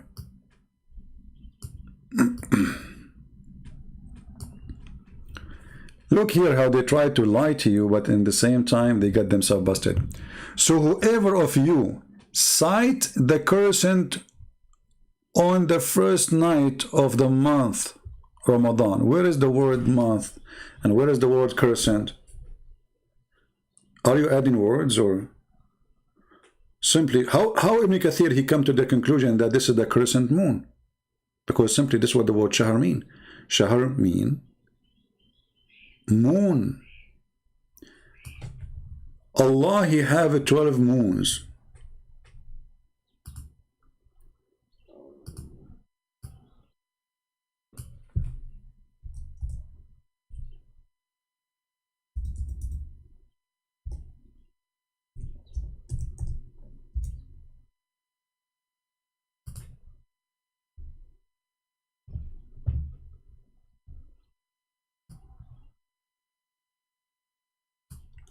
And this moon, every moon have his own house. You see here the translation, because they don't understand what the verse is saying. So there's 12 moons, and each moon have his own palace. If you watch those, what they call them, zodiac, you know the zodiac thing? Let me see if I can find them, put them for you in the screen, so you get excited, especially those who believe in those silly stuff. Zodiac. Here we go.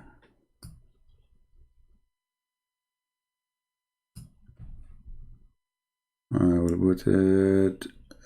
Let us see.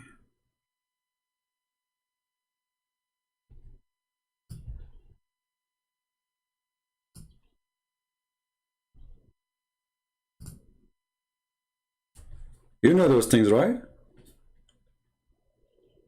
The zodiac. Those they present houses of the moon. And the moon is the one who is in charge of what you will be and what will happen to you. You will be a happy person, a sad person. You will be worthy, you will be filthy, you will be bad, you will be good, whatever you will be. Muhammad, he took from the old legions everything with no exception, and he adopted. And even in the Quran, Muhammad, he made it clear that there is a 12 moons. If we go, you see, we proved to you already that the word shahar mean moon, right?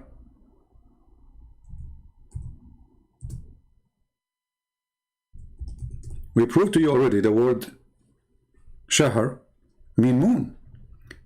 The Quran say clearly the numbers of moons for Allah are 12.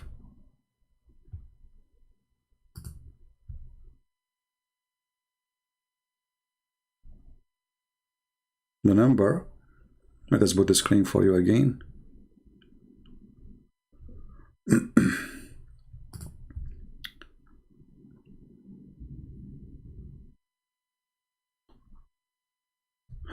Lord have mercy. See, sharing information, too much information, let us say, is not easy. Some people, they cannot handle it. It's too much. That's why not many people like, to watch my videos. They are long and too much information coming, and it's not relaxing really. Indeed, the numbers of moons, not month. Remember the word shahr, we prove it to be a word mean moon. So the number of moons for Allah is 12 moons.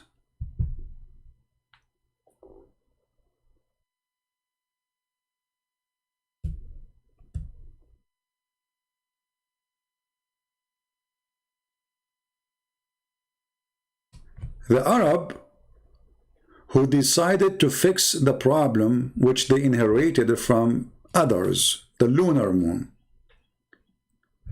they used to add every 3 years 33 days.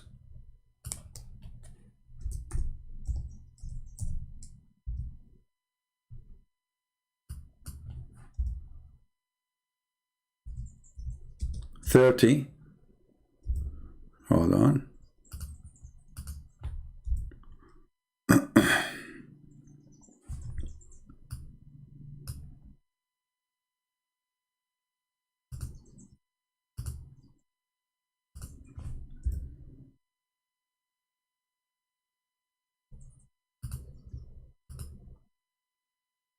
In chapter 9, verse number 37, Muhammad, he called those who try to not to practice the Sabian. The Sabian, they don't change the calendar. They don't add days to the calendar. They just follow it. The calendar keep coming, whatever the month will be. Like now Ramadan, for the Muslims, it can come in July, it can come in December, it can come in August. Why? Because it's a wrong calendar. The Arab, they used to do corrected every 3 years. The Jews, they correct it every year. This is why you will see that the Jews, they celebrate their occasion, their holiday, in 15 of Nisan. Nisan is a name of the month which is have to come in a certain date. They're going to change it. So what they do? They have to add days to the end of the year.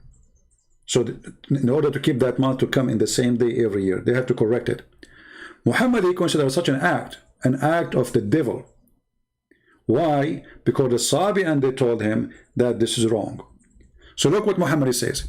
Indeed, post, adding months to the year of Allah is act of kuffar. If you go and read those verses, interpretation, what you will find. Because when you read it here, it doesn't say anything. I mean, this Quran is something stupid. I mean, what we read from this? What you learn from this? Nothing. What indeed postponing restriction of when the second month is an increase of disbelief? What does that mean? You have to go and see what the Muslims saying in their scholars, and then you will find that the verse itself have nothing to do with what they are saying. I mean, it's confusing because the Quran is made by a stupid idiot. And his language doesn't fit with the mind of anyone who can understand Arabic. So if we go to the Quran interpretation, chapter 9, verse number 37.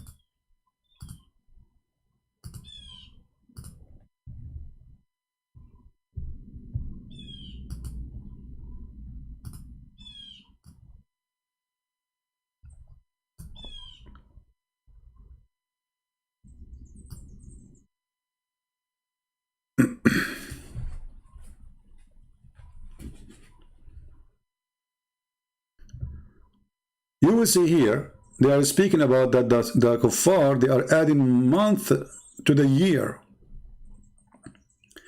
That they make up, that they match the number of months with Allah, which has, we make it holy. So those Arab, in order to correct the calendar, they add every 3 years, they add a month. And this month is rejected by Muhammad. And this is why the Islamic calendar now is messed up.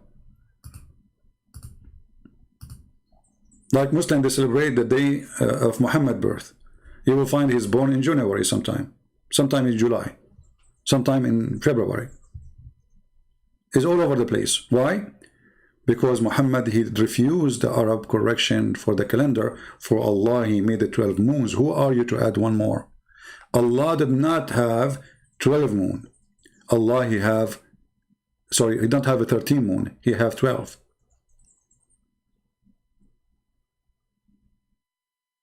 So we have to preserve the 12 moon of Allah. And the one who add a moon to the moon, he is committing evil.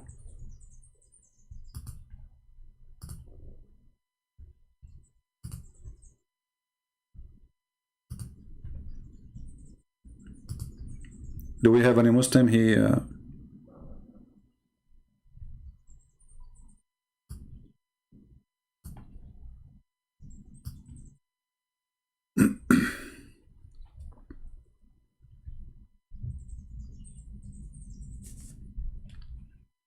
See, they are delaying a month. How they delay that? They add a month because the calendar is wrong. You cannot delay it, but if they don't delay it, the calendar is screwed up. Your Ramadan, it might come in December, and a few years after, it might come in July. Every year, the calendar of Ramadan is different from the year before it. If we go right now and search in Prophet Google, peace upon him.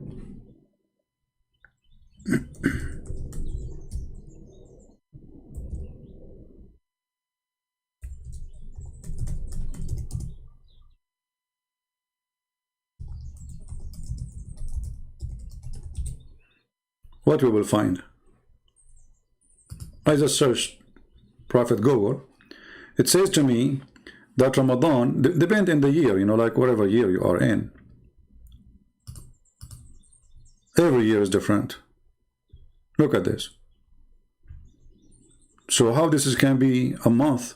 This is a moon. And Muhammad saying to them, whenever the moon come, the moon come. The moon of Ramadan, we cannot delay it. It's not up to you. So the month of Ramadan, I want Ramadan only. Hold on, is that Ramadan only? Look what they're saying to you here. Due to the Hijri calendar related, the Hijri year are given as well as help clarify, etc. Okay, let us see. Hold on. I want just Ramadan. I don't want all this garbage.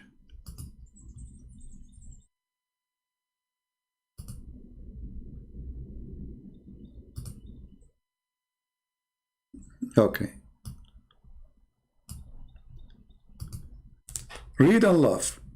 The date of the moon of Ramadan in the year 2021 start in April 13, 22 April 2nd, 23 March 23rd, 24 March 11, 25, March 1st. 26, February 18. 27, etc. As you see, February, January, June, you name it. Where is the calendar of Allah? How the moon of Allah is switching between July and December. And by the way, this calendar continue like, forever, like the same. Every year there's almost 10 days or 11 days. Like here, from March 11 and then March 1st. March 1st and then here February 18. February 18 and then February 8. So we take down 10 days in every year to come. And this is why Ramadan keep moving. So the Arab, they used to fix the wrong calendar. But because Muhammad is following the moon god, he cannot play with his God. He is following the Sabian. And actually there's a hadith clearly says that Muhammad was a Sabian man. And by the way, the Sabian, they believe that Pharaoh, he was a Sabian. And that's why the Sabian, they hate the Jews and they believe that their God Adonai is the devil. And that's why he ordered them to cut and circumcised. And here you ask yourself, how in the world Muhammad he accept circumcision? This is why there's a guy, his name is Amir. He was a big rabbi, or let us say a scholar for the Sabian. He said to Muhammad, he's a Hanif. He says, Muhammad, he follow Hanif and he add things to it. Hanif. This is the Sabian, Hanif. Hanif means kuffar, by the way. So if you go in the hadith, let me see if I can find the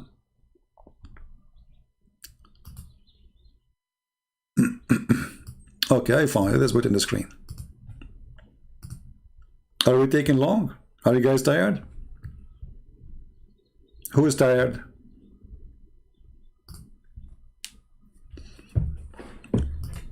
Look at this hadith with me. Muhammad, he was with his gang looking for victims as usual, to rape them, steal their money, take their women. So they needed water. So they went, searched for water, and they met a woman who was sitting on her camel between two bags of water. They asked, where we can find water? An old woman, she is getting her water. She replied, I was there, and which means she is pointing her fingers there. This hour yesterday, and my people are behind me. They requested her to accompany them. She asked where? They said to Allah messenger. She said, do you mean the man who is called Sabi'i? Do you see it? What the Muslim, they said yes.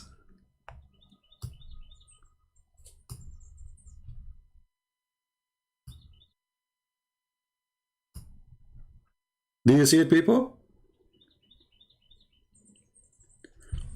The woman, she said, is that the man who people call him Sabi'i, which means from the Sabian? The Muslim, they said to you, no. At that time, anyone leave the religion, they call him Sabi. What's wrong? Sabi is Sabian. What is Sabi? Okay, anyone leave religion, they call him a Christian? Sabi is the name of religion.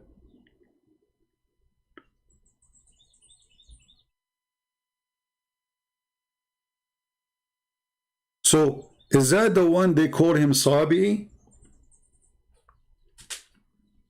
They said yes. Actually, you will see in my coming book, I'm working in a book, it's called The Roots of the Quran. I made actually a good part of it, but because this topic is so much complicated, and sometimes you sit and you want to write, and it really gives you a lot of headache, because it's very complicated topic, and you have to get your resource from, it's really crazy. But this is will be a very interesting book, The Roots of the Quran, because we will compare about things where Muhammad is coming, where Muhammad is taking his stories from. And I cannot put all the stories there, otherwise my book will be like 1,000 pages maybe, or 2,000 pages. So I will try to make like a summary of the most important things in Islam. Otherwise, like the same as it in 6 on Allah, if I want to write everything about Islam, speaking about sex, I will not have a space in the biggest library in this earth to write about it, because all of Islam is about sex. So the same here, when we talk about the roots of the Quran, we have to find the source of it. Like there is a book, it's called Kanz Rabba. Kanz Rabba is the book of the Sabian. And you will notice right away, if you open the book of Kanz Rabba, as if you are reading the Quran. Let me see, do this, hold on. Let me open the book.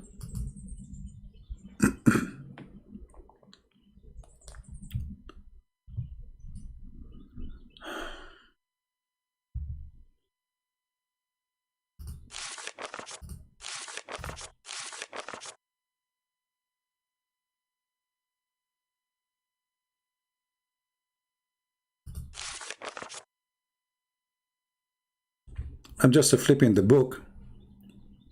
This is the book of the Sabian. It's Quran. It is literally a Quran. And actually here in page number 14, this book have right, Kanz Rabba right, and Kanz Rabba left. It might be confusing for you, but the book is divided to 2 parts. One is called the right, and one is called the left. Here is talking about fasting, etc.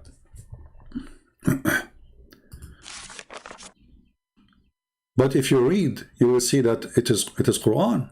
Even the way it is made, it is Quran.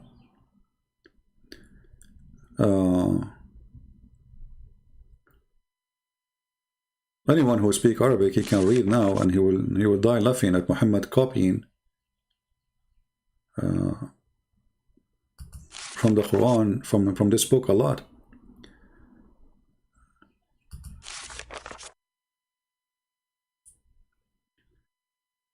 And you will notice too that it is the same style of Arab words. And you will see the first page in the book of Kanz Rabba right is Tawheed.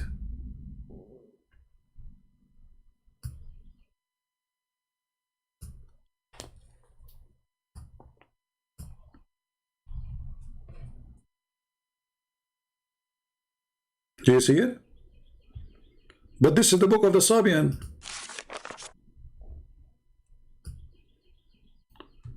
This is Kanz Rabba, right? Okay, how Kanz Rabba right? Speaking about Tawheed.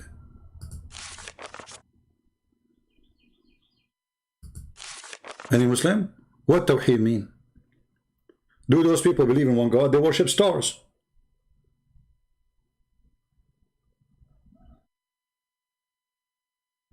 They worship angels.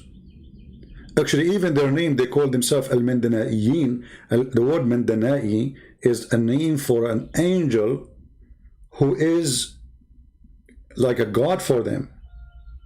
He is the one who created them. He is the one who made things.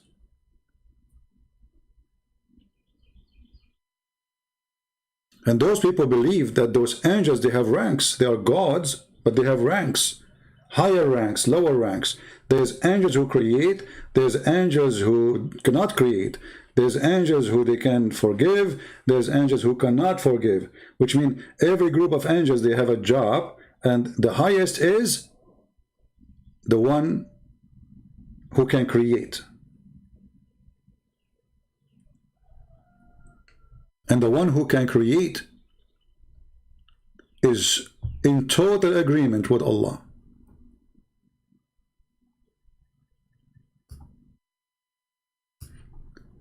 Actually, there's a story, if you remember, when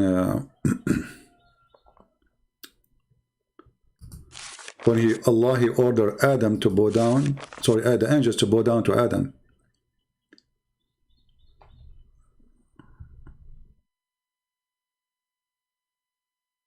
Let me see.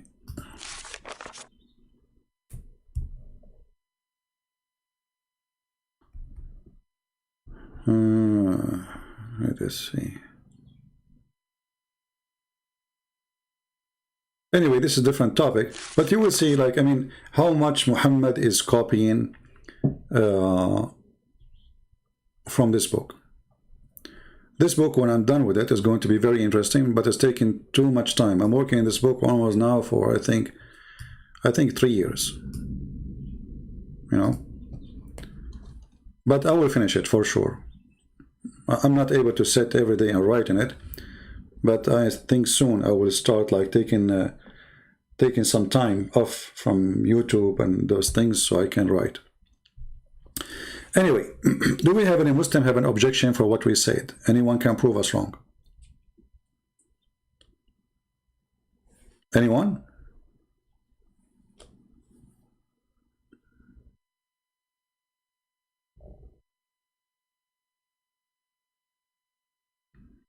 If you remember, we explained to you before, Tawheed, it does not mean oneness of God. Tawheed means uniting God. Like if you type right now, if I go to Google Translation, let us do this in front of your eyes.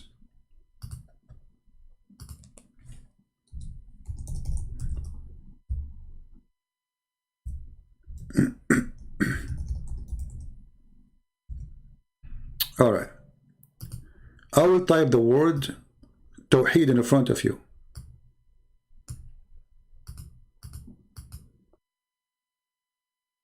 I will make it a sentence. Switch to Arabic.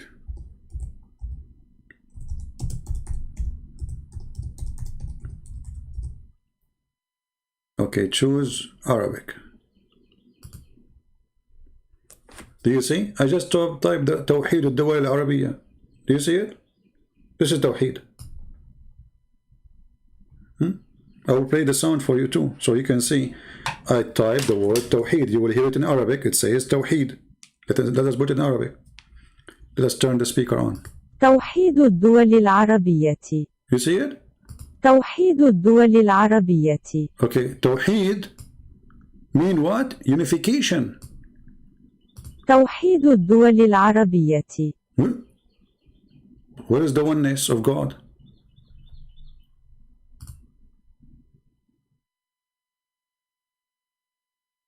Do you see it?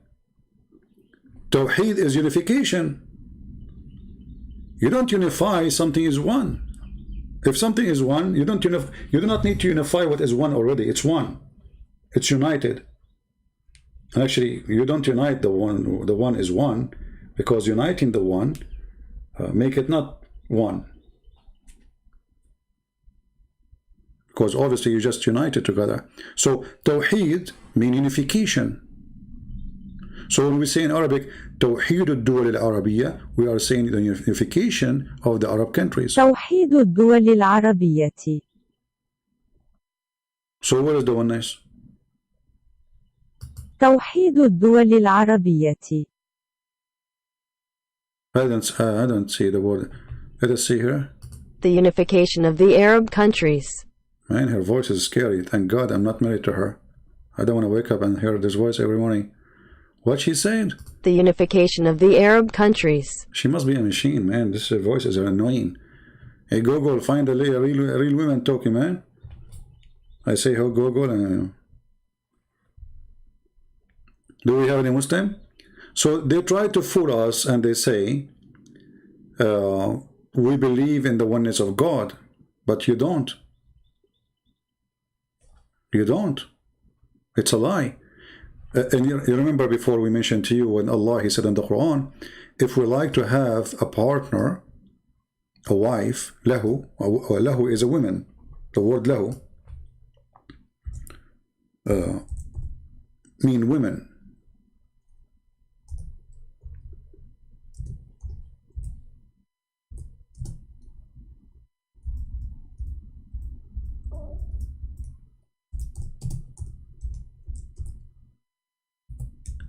So the Quran says, if Allah would like, if He didn't say I, if we had intended to take a partner, a wife, we will take it from ourselves. Okay, Allah want to take a wife from ourselves. If Allah is one, who is ourself? Who he will marry from? And look at the funny translation that says our presence. But it doesn't say that. You change the translator, you will find the Quran changed, totally changed. This is big tal. Let us go to different idiot. Look what happened. We just changed the translator, we did not change the book. Had we intended to take a pastime, i.e. wife or a son, he need to take a wife in order to have a son, we could surely have taken it from us. Okay, how Allah is one and he would like to take a wife from us? Allah is going to have sex with himself like shaitan. Shaitan, according to Muslims, Allah created for him, the first shaitan, Allah created for him a penis in the right thigh and a vagina in the left thigh, and then he shake this into this and he do nikah, and then he, which means if himself, and then he laid 10 eggs. True story. So when they say to you, we believe in the oneness of God, the Muslims, they believe in Tawheed, not in the oneness. Muhammad, he unite between gods, Allah and Akbar. Allah, Allah, Allah, God, lah, the moon god, and Akbar, the sun god. Now somebody like an idiot like James White, he said to you, no, when somebody says to you the Muslim worship the moon god, this is not true. The Quran says don't worship the moon, you idiot. The moon god is not the moon. You are a certified donkey. This is why it says Allah, he had the 12 moons. He is the God of the moons. Donkey.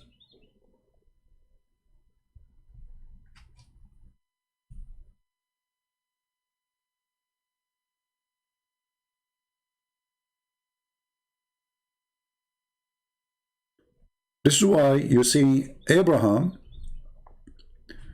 when he was looking for God, he said, this is my God, this is Akbar.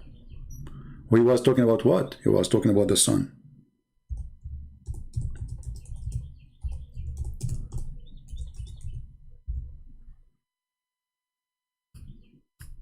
Chapter 6, verse number 78.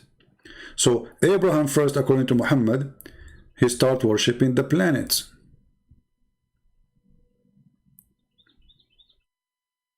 Stars. He saw a planet, we don't know which one. Muhammad did not say here in the Quran. He said, this is my God. And then when this planet or star disappear, he said, I don't like the one who disappeared. And here the story is very funny, very stupid. Why? Because now we are assuming that Abraham was blind all his life, and the first time he opened his eyes, it was night. And this is the first time he noticed that this star would disappear. You see how stupid the story? Like he did not notice before that the star disappear. And do the star disappear anyway?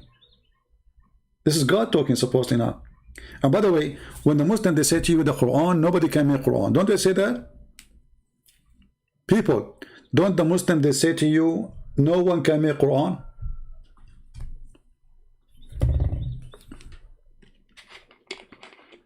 Is that correct? I just said Allahu Akbar. Allah is the name of the moon god. Akbar is the moon god, is the sun god. This is why here, if you go down, it says, when he saw the moon rising up, he said, this is my Lord, but it said, so unless my Lord guide me, I shall not surely be among the erring people. So he was worshipping the moon, not the moon god, you know. But then he saw the sun, and he called the sun Akbar.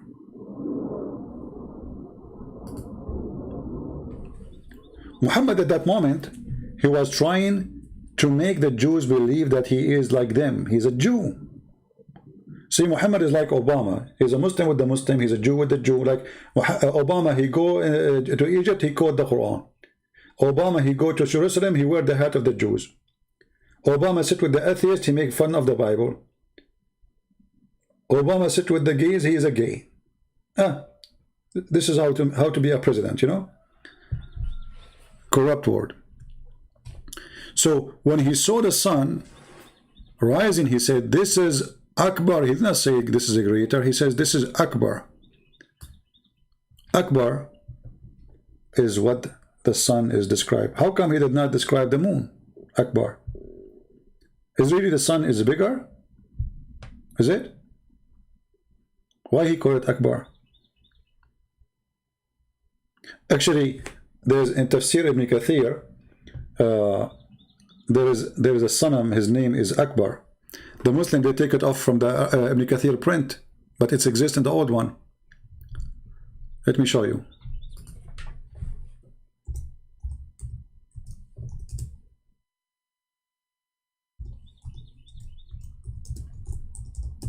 Like in the other day, I went to search for it.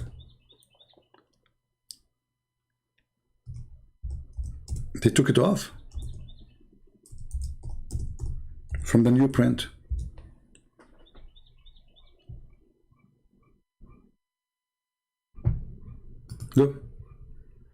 Look at the corruption. Look at this religion. This is the book of Ibn Kathir, and this is the older copies. كانوا يعبدون أصناما فصنم يقال له. Here this one is about Samad. Don't you, the Muslims, they say Allah is Samad? Don't the Muslims, they say Samad? Allah is a Samad? قل هو الله أحد الله is Samad. That is taken from other religion, from the Sabian. So there is a statues, ancient statues, exist in the Arabian Peninsulas, exist everywhere, and there is one exist next to the Kaaba or inside the Kaaba. وغيره أنهم كانوا يعبدون أصناما فصنم يقال له صمد. And the other one called Samud. There's Samad and there's Samud. They took it off.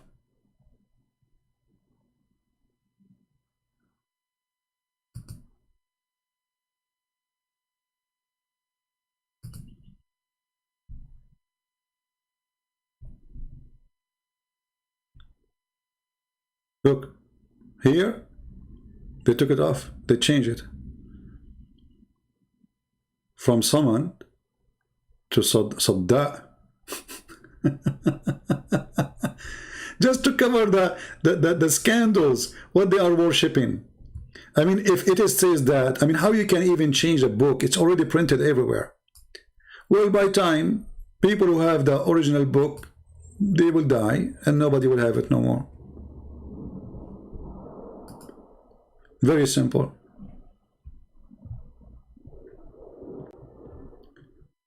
Do we have any Muslim want to say anything?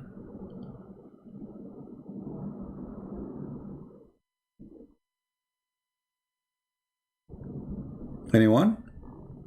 So Ramadan is a pagan month, and if there's a priest, he is asking Christian children to recite Quran or etc. in their churches for Ramadan, this priest is supporting the devil.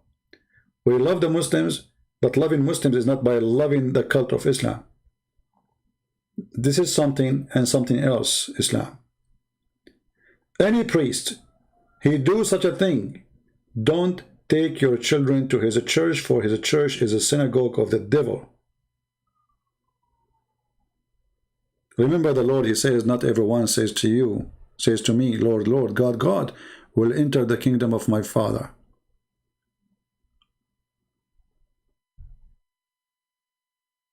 There's many liars of them.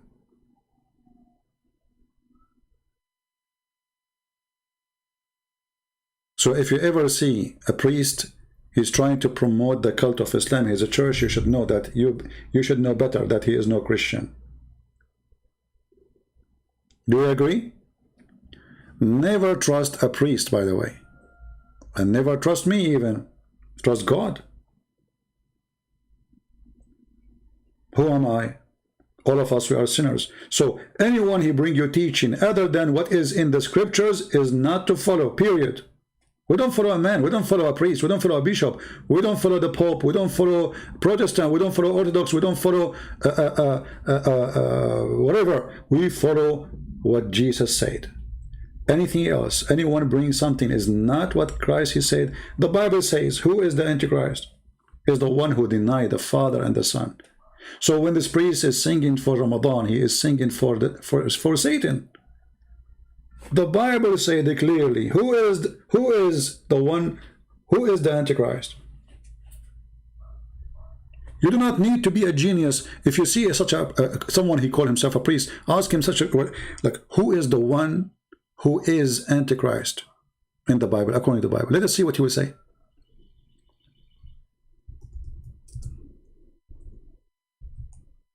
It is the one who denied the Son and the Father. Don't Islam deny both? Islam don't believe that we have a father, and Islam does not believe that God have a son. So when somebody claims to be a priest, he's teaching according to who?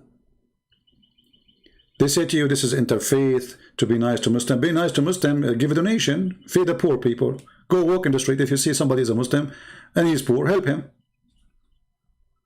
Not by praying to Allah. When you pray to Allah, you are not feeding the Muslim. You are not feeding a Muslim, you are not feeding Christian. You know, this is what people help.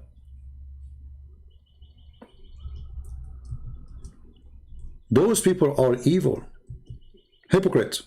Taqiyya. You know, there's many, they practice taqiyya every day.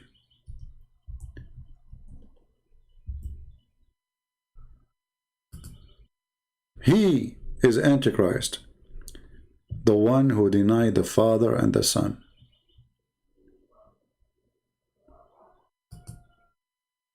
So Muhammad in the Quran labeled as he who deny, and he is the liar. And not only, you know, when the Bible says who is the liar, and then the Bible says he who denied that Jesus is the Christ, and he is Antichrist who denies the Father and the Son.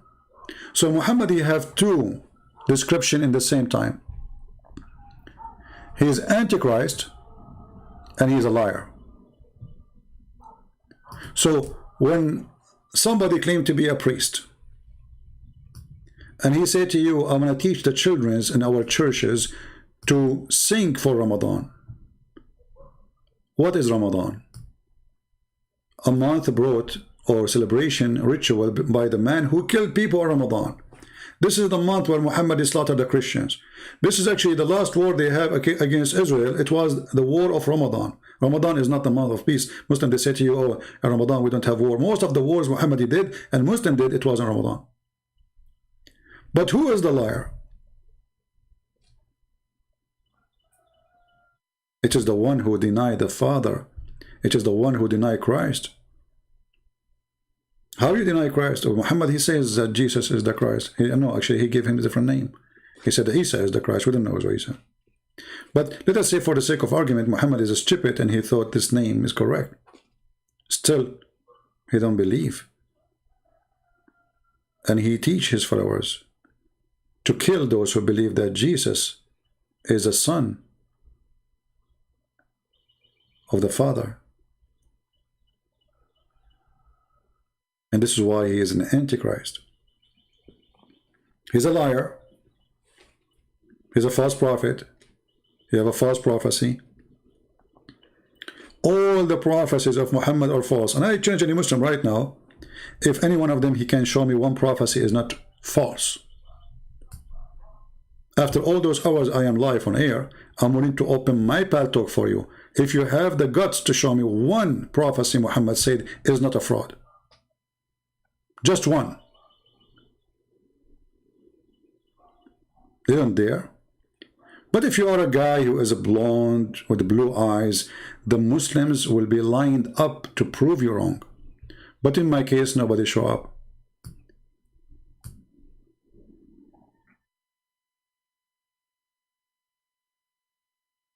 Anyone?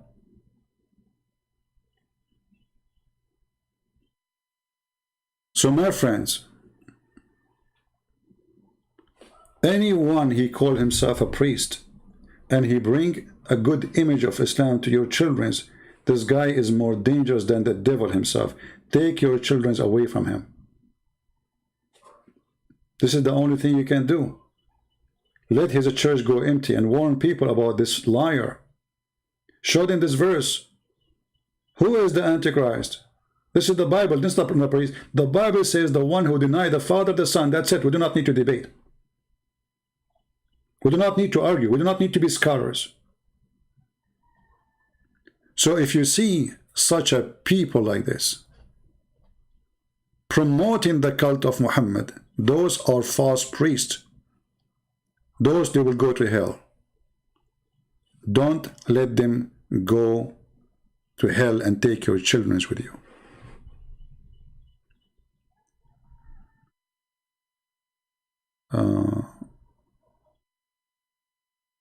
The prophecy of Muhammad saying Islam will, I don't know about that one. If it's going to be true or not, we will see. Any Muslim?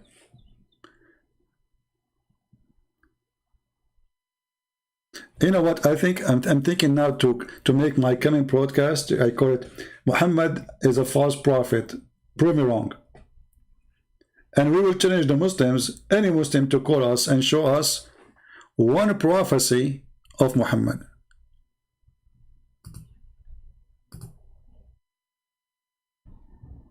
Now it's time to go, and I want to say thank you guys for being here. I hope we learn together a lot of things together, and I wish I can share with you more, you know. But sadly, the language barrier is always making what I do limited, very limited actually.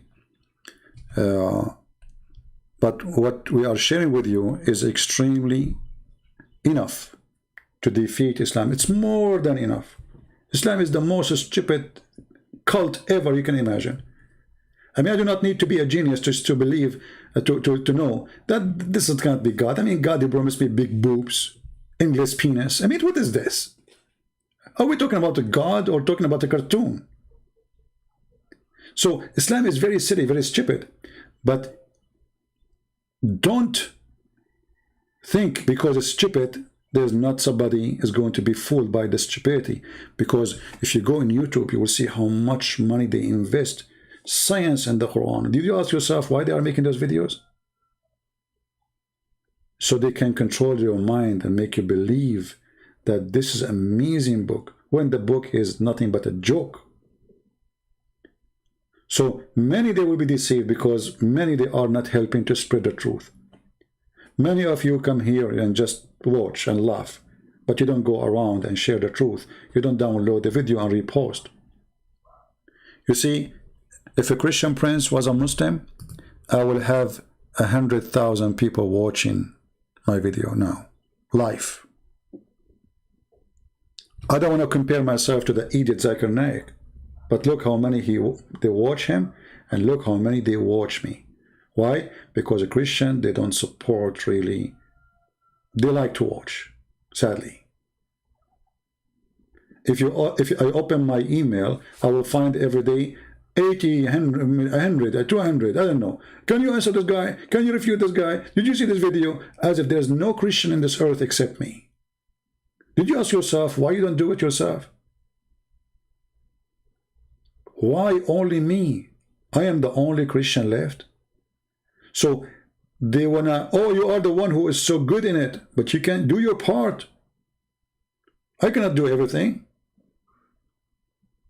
And the funny, the Muslim, they think I have an army behind me. They think I have assistants, I have secretary. Hey, secretary, can you bring me some water? Water come. Look how fast my secretary is. I have Khadija here. Thank you, secretary. Yeah.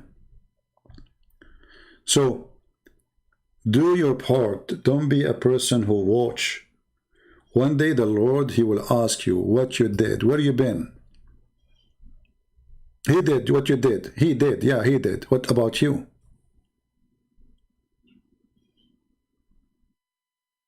If you think that day is not coming, you are mistaken. Time goes so fast. unless you are a female. Time is frozen, you know, that's it. The spray fixture, what they call it, this one for the hair. And that's it, like, time doesn't go. Like, what? I'm 17 years old, you know? My mom, she is 17. My grandma, she is 16. Yeah. Time goes so fast, my friend. And time will come and there will be questions about what you did. If you are a male or a female, doesn't matter.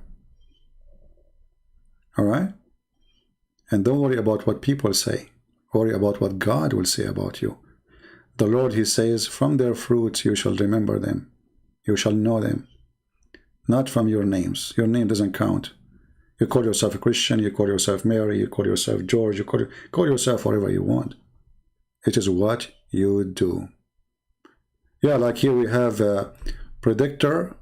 He have a lot of work, actually, he did translating. So subscribe to his channel, by the way. Anyone, those who download my videos, if you want to watch my videos, because I delete them, subscribe to them, so always you can see what you missed. Support them. They deserve your support. All right. Do a refutation class for us so we can refute Muslims. This is what I do here in Torah. What are you talking about? Everything we are doing here is teaching you how to refute them. So what I was doing for the last 3 hours now, what I did yesterday and the day before and the day before and the day before, we are teaching you how to refute them. My friend, knowledge, seek knowledge, not refutation. Seek knowledge. When you have knowledge, you can refute anyone when he says something wrong. If he says something right, you agree with him. So seek knowledge, don't seek challenge. Because challenge can be foolish too, you know. I mean, okay, I'm going to prove them wrong, but they are right.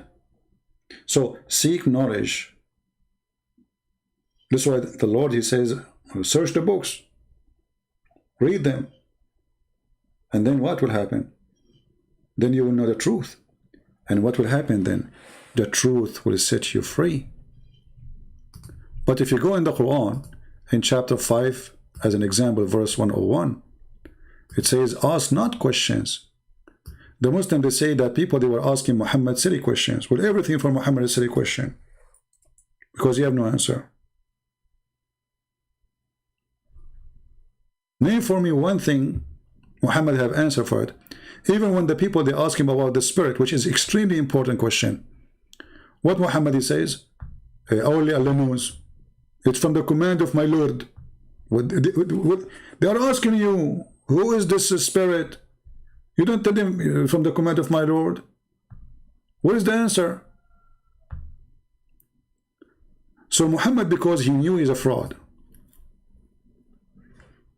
Look at this verse. Look at this stupid verse. Ask not about things which is made plain for you. Okay, well, so we ask about what? Because people, they ask question about things is plain for them. Otherwise, they do not need to ask you. Do you see the stupidity? If we are not allowed to ask about things made plain for us, so we will ask about what? About things is not plain? If it's not plain for me, there's no reason for me to ask. And the verse 102 says, because former generation, they asked the same questions and they left the faith. Do you see it?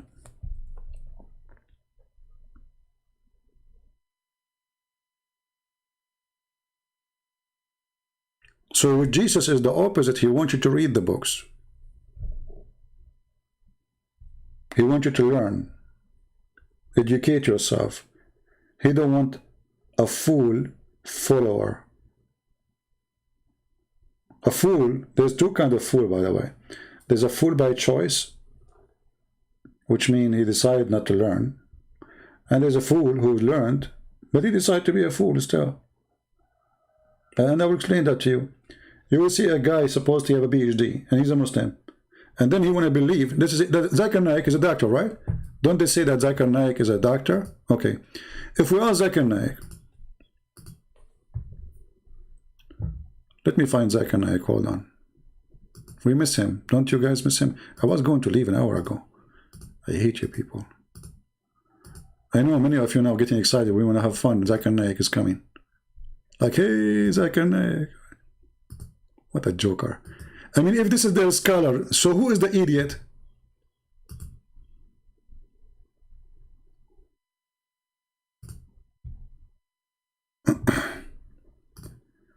Okay, let us see. ZakirNaik, Quran,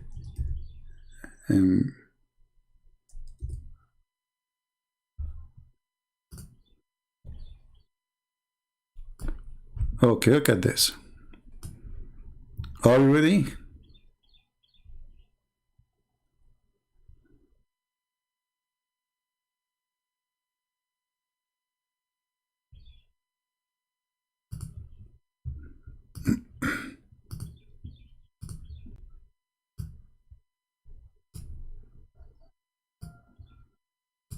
This is the doctor talking.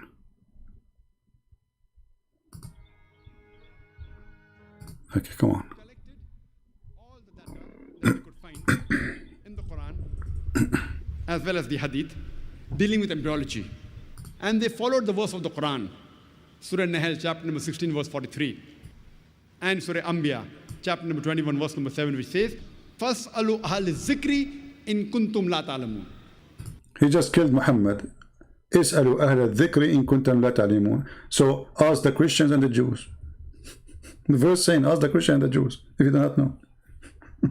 If you don't know, if you are in doubt, ask the person who's knowledgeable. No, it doesn't say the person who is knowledgeable, you idiot. Ahl al-Dhikr, the people who have a book. He don't even know how to translate his Quran.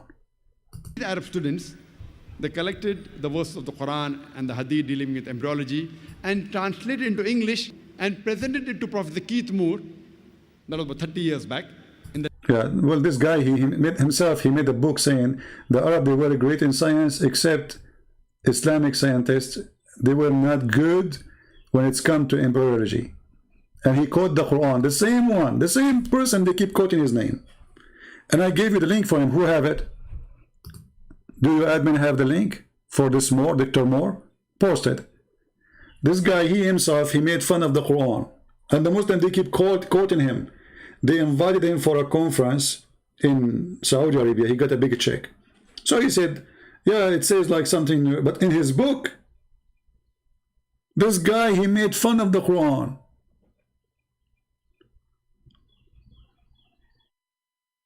So look, they want to explain to you the Quran having miracle, embryology.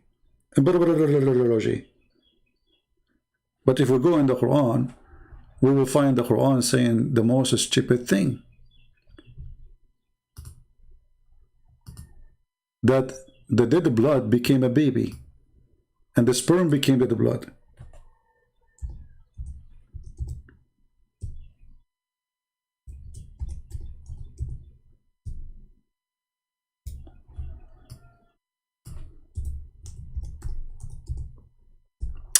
I hate my keyboard. There's something wrong with it. This is all right. This is what he was talking about. This is Dr. Morbadar. Look at this. Look at this. This is science.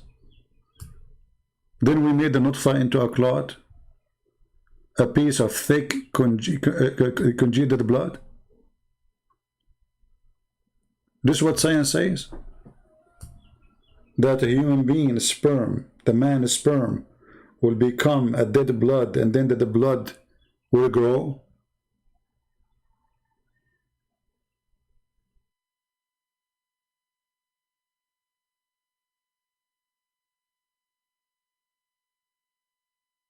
Any Muslim agree with this?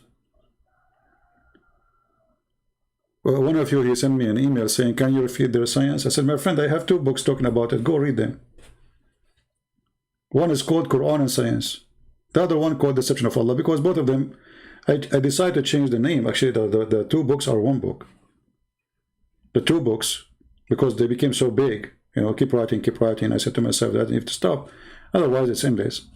So I made them 2 books. Deception of Allah and Quran and Science. Go and read and laugh. This is science. Do we have any Muslim when I say talk something about science? Because I'm really convinced the Quran is a book of science.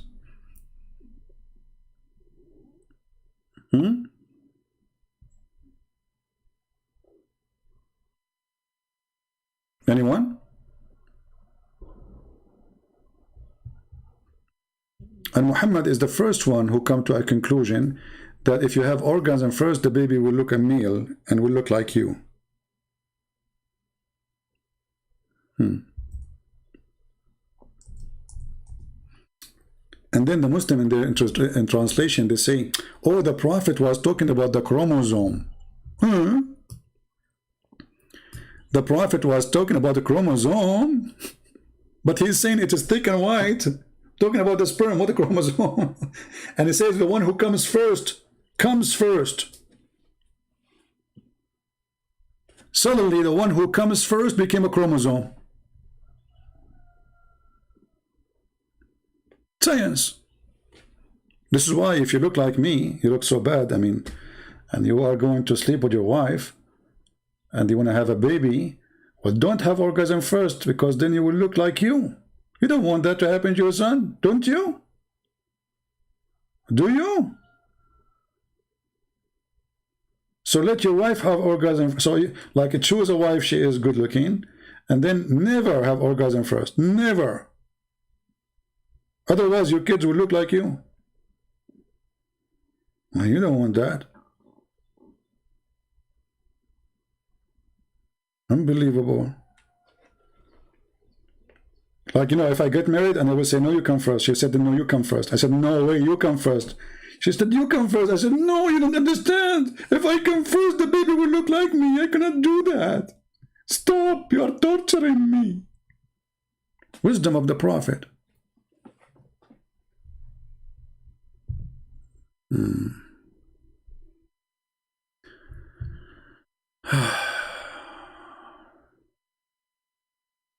Any Abdul?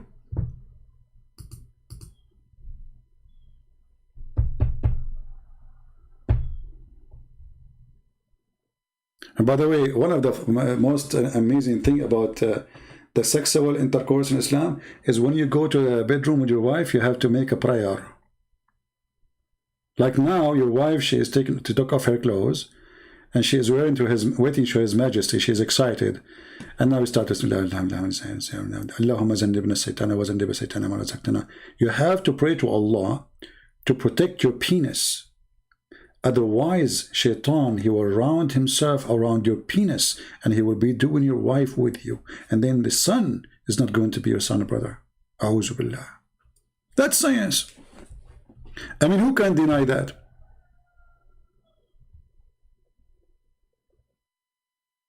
Who can deny that?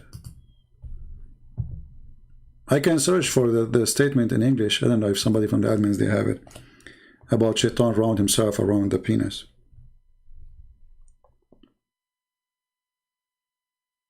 I remember once, there was a Muslim, he came to a chat room in a program called Paltak, the one I use for Muslims to call me now. So this guy, each time he come to the mic and he say, you Christians are sons of Shaitan. Anyway, so once the admin, I was there. I used to sit like I'm working my book, and you know, just for fun. I'm listening.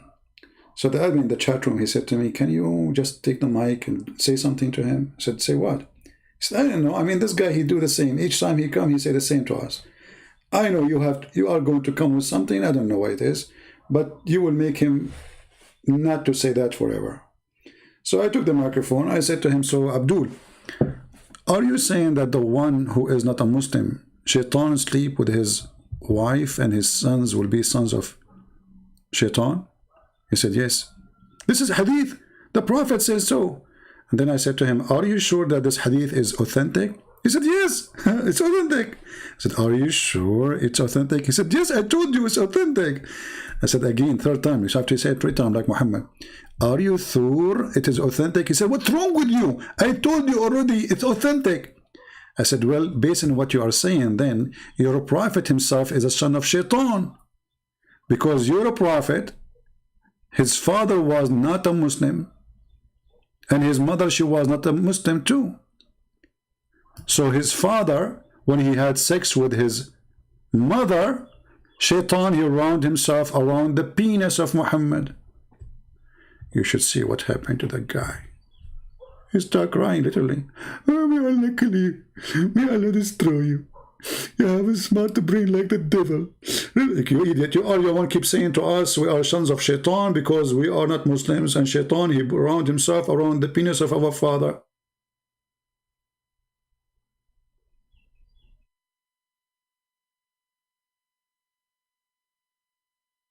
You said that.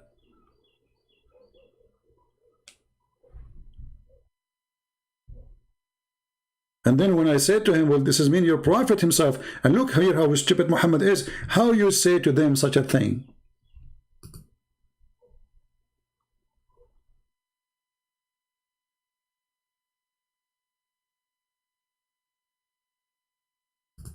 How Muhammad he say even that to them? Don't you know that Muhammad forgot that he himself, his father wasn't a Muslim? Look, this is their book. The admin, he posted the link for this. You can open it and you can save it. Look what it says here. Narrated by Mujahid, if a man has intercourse and does not mention the name of Allah, look, now you are holding, excuse my language, your private part, and now you have to mention the name of Allah. I mean, there's a connection if you think about it. Okay. Is the text clear? Let me zoom more. Most of you are old like me and you don't have good vision. Except women, for sure. They are all young here. You know, I'm just talking about men. Excuse me. Forgive me, please. Yeah. So, the fifth view is Mujahid. He said, if a man has intercourse and he does not mention the name of Allah, the jinn, which means the shaitan, he warp himself around his penis and has intercourse along with him.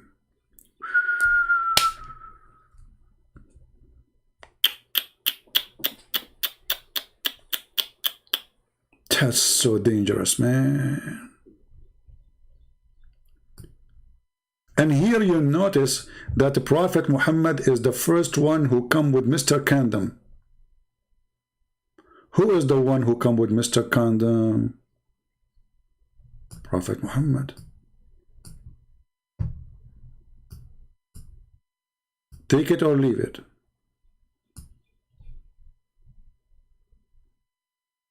Right? I mean, we have to be honest here. Look at this. Look, let me take a selfie for it. Smile, Muhammad. We will put you on the screen. Okay, thank you, Muhammad. Come on, Muhammad. Don't smile too much. Okay. Look at this.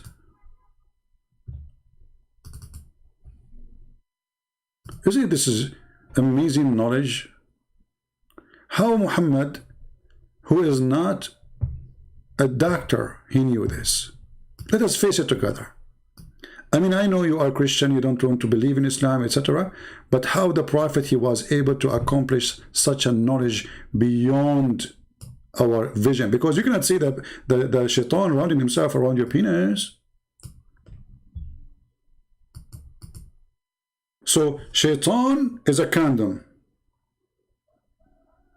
He is. I mean, it's in front of you. He round himself around. So why people, they have sexual diseases if shaitan always is rounding himself? Shaitan should have the disease, not him, because he will go rounding himself.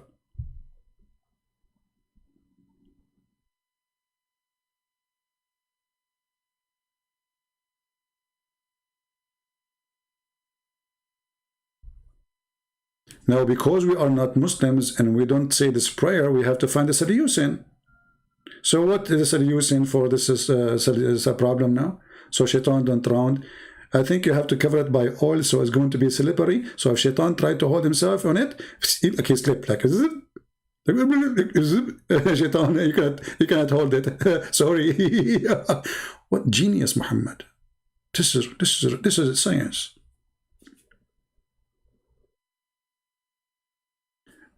Just to show you another science of Muhammad, just a little more, you know. You do not need too much science, because too much science will kill you. You know you know the thing. You know what I'm saying? You know the thing, huh?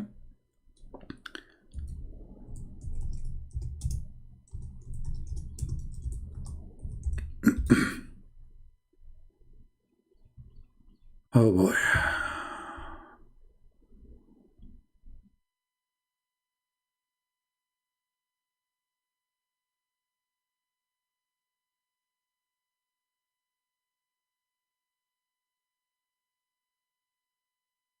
Wait, let's see.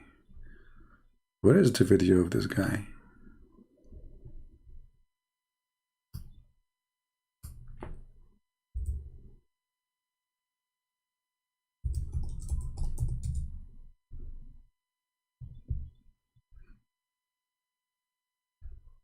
Each time I look for something, I find I find my videos, not the video of the guy who I'm looking for.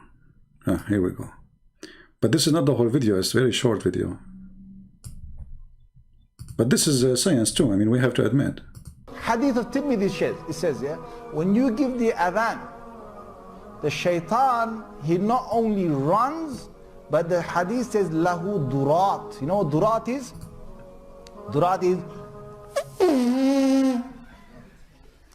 he runs, and as he's running, yeah, his fart comes out. Lahu durat. I'm not making this the hadith. And listen to the hadith, like, for example, you know what the deen is about? The deen is about getting the shaitan away from you. So, you know, you go into the toilet, you know, Bismillahi Allahumma inni a'udhu bika min al-khubuthi wal khaba'ith. Now you are going, excuse my language, you are going to do literally shit. Literally. I say the word as it is. And now you have to say Allah. I mean, now you have to remember Allah. And now you have to pray to Allah. Why? What is the occasion? It's a shit time. Excuse my language. I know some people, they say you should not talk like this. I don't care what people say. Deliver it as it is. Not the shit, I mean the word. No manure, no manure. So Allah protect me from these devils. You go in there with your left foot. The left foot you went in, you get... Left foot, brother. Brother, left foot. Don't enter with the right foot, brother. No, haram. Haram. Left foot, left foot, left foot, left foot. Don't enter with the right foot. Please don't do it. Such a mistake is really serious and dangerous. Brother, what will happen if I enter with the right foot? Shaitan, he will put a screwdriver in your anus. I'm serious. He will go, he will play with it. You know, he play with it, and you go to the bathroom like, you know, do it, you know, it's not coming. Even if you enter with the left foot, but you don't say the prayer, like if one of them is missing, that's it. Shaitan, he got you. He got your anus. Get a reward for that. You're in the toilet, shaitan can't see you anymore. That's in a hadith. Bismillahi Allahumma inni a'udhu bika min al-khubuthi wal... Look. You say the prayer, shaitan, he can't see you. Become invisible. I'm going to do that to rob a bank. I will say the same prayer and will go. Let me see if they will see me when I get inside the bank. I will go and take all the money and get out, and nobody will see me, like security, nobody, like, you know, like even the camera, like there's nobody, you know, like why? Because you said this prayer, you became invisible. Shaitan cannot see you, brother. This is deep. Durat. You know what durat is? Durat is, he runs, and as he's running, yeah, his fart comes out. Lahu durat. And do you hear the background music? This is like praying to Allah. I mean, look at the topic and look at the music in the background. I mean, it fit perfectly. Perfect background with perfect topic. It's a shitty religion, what we can say. What is this background is about? What a Muslim, what are you doing? Lahu durat. You know what durat is? Durat is, he runs, and as he's running, yeah, his fart comes out. Lahu durat. I'm not making this the hadith. And listen to the hadith, like, for example, you know what the deen is about? The deen is about getting the shaitan away from you. So, you know, you go into the toilet, you know, Bismillahi Allahumma inni a'udhu bika min al-khubuthi wal khaba'ith. So Allah protect me from these devils. You go in there with your left foot. The left foot you went in, you get a reward for that. You're in the toilet, shaitan can't see you anymore. That's in a hadith, right? Guys, I have to go to the bathroom. I want to try something. Because honestly, like, all of us, we have to say the truth. We suffer when we go. Because none of us say this prayer. None of us, we say this prayer. We have to be honest. Come on. How many of you suffer every day? All of you must be, you know. Hindus, Buddhas, atheists, all of you. You go to the bathroom, shaitan, he play with your anus. If we take a photocopy of Uranus, only Allah knows what we will find there. Screwdriver, screws, maybe a spoon, a fork, a chair. I mean, whatever shaitan he used for his living room.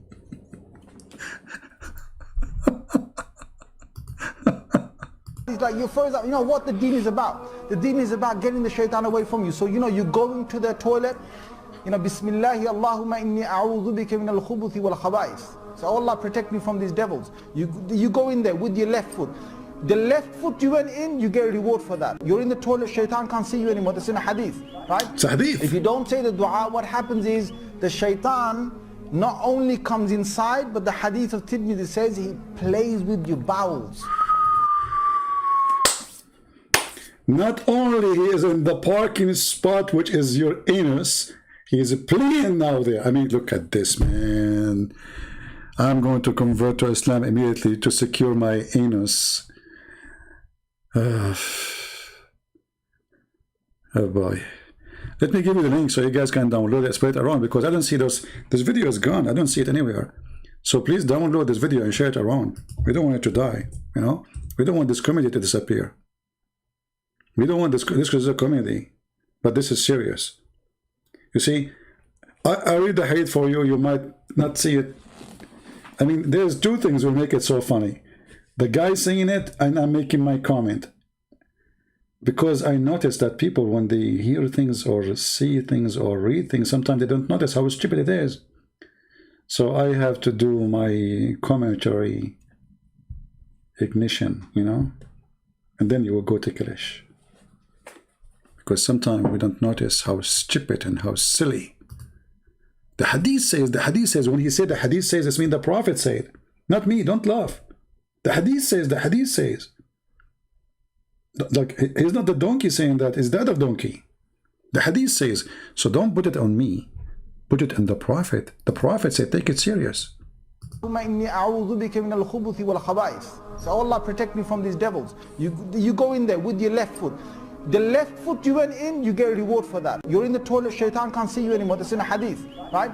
If you don't say the dua, what happens is the shaitan not only comes inside, but the hadith of Tirmidhi says he plays with your bowels.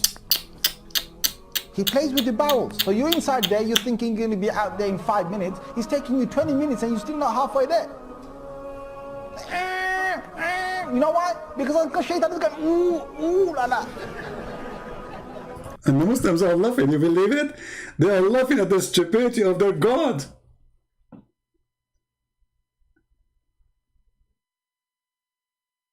You are now sitting in the toilet seat. Okay, hold on. This is not enough for you guys. I think we need to have to do some work here. I mean, I don't think this is working. I think the explanation of this guy is not good enough for you. I don't know, I have a feeling that you are not understanding how serious the situation is. This is very serious.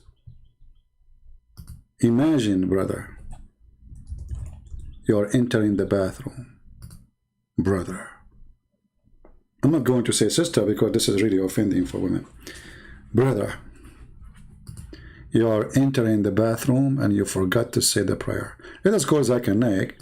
He's now in the school, and now soon he will take a break from the school. He's a teacher, you know, he's a big teacher. He's teaching in Harvard, University of Pakistan, in Bangladesh, which is in Malaysia. See, he took a break now. Okay, now let me call him. Now we can call him, because before that he is busy, you know, he's busy.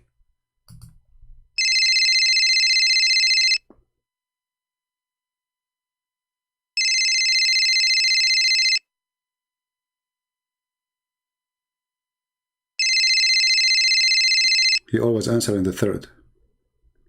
Hello? Christin Prince, I can talk to you.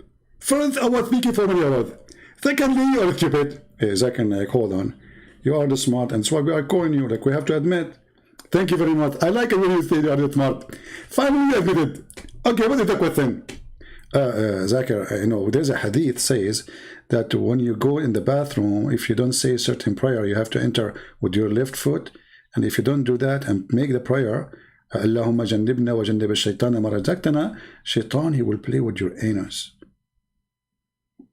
Is that true? Christin Prince. There is a scientist. His name is the Panese name. It's very hard for you to pronounce, but I'm going to help you. His name is Honda Toyota. It's very well known. And he is the one who discovered this.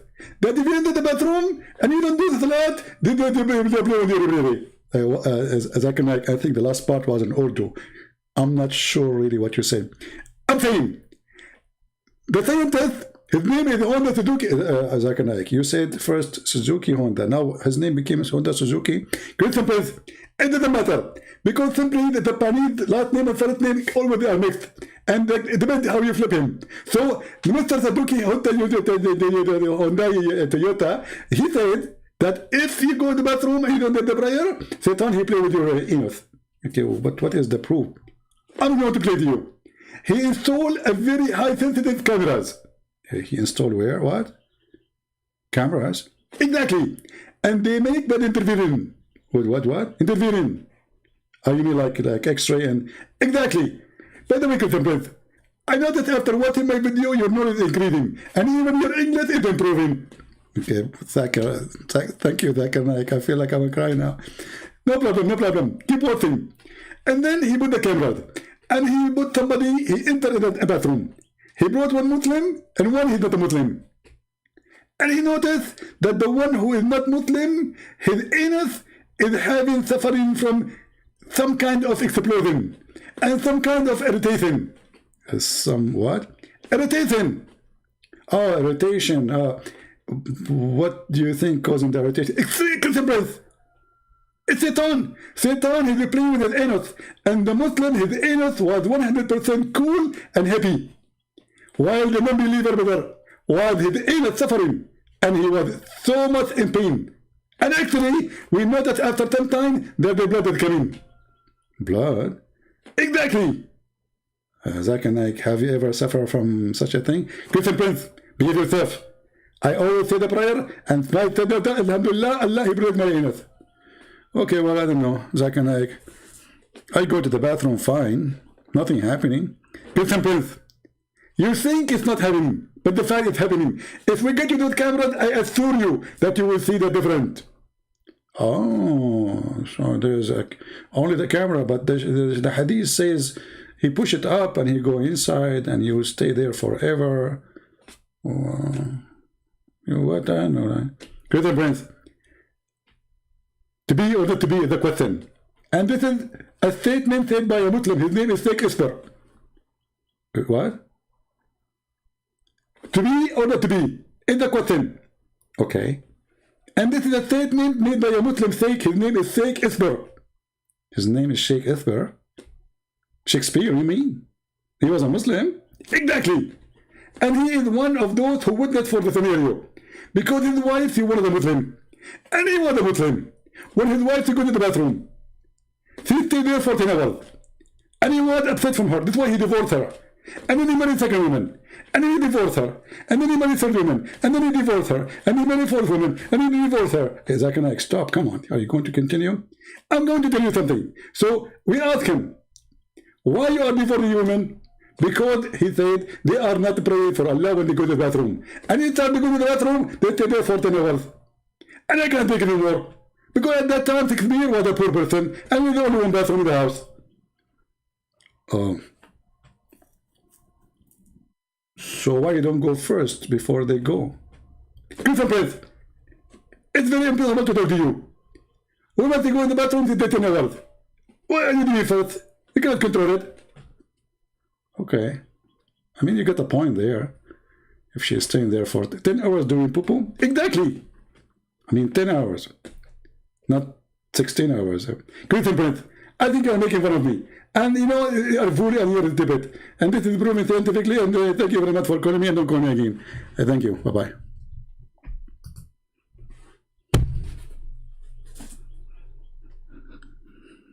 Genius. I mean, who can deny this religion? You cannot.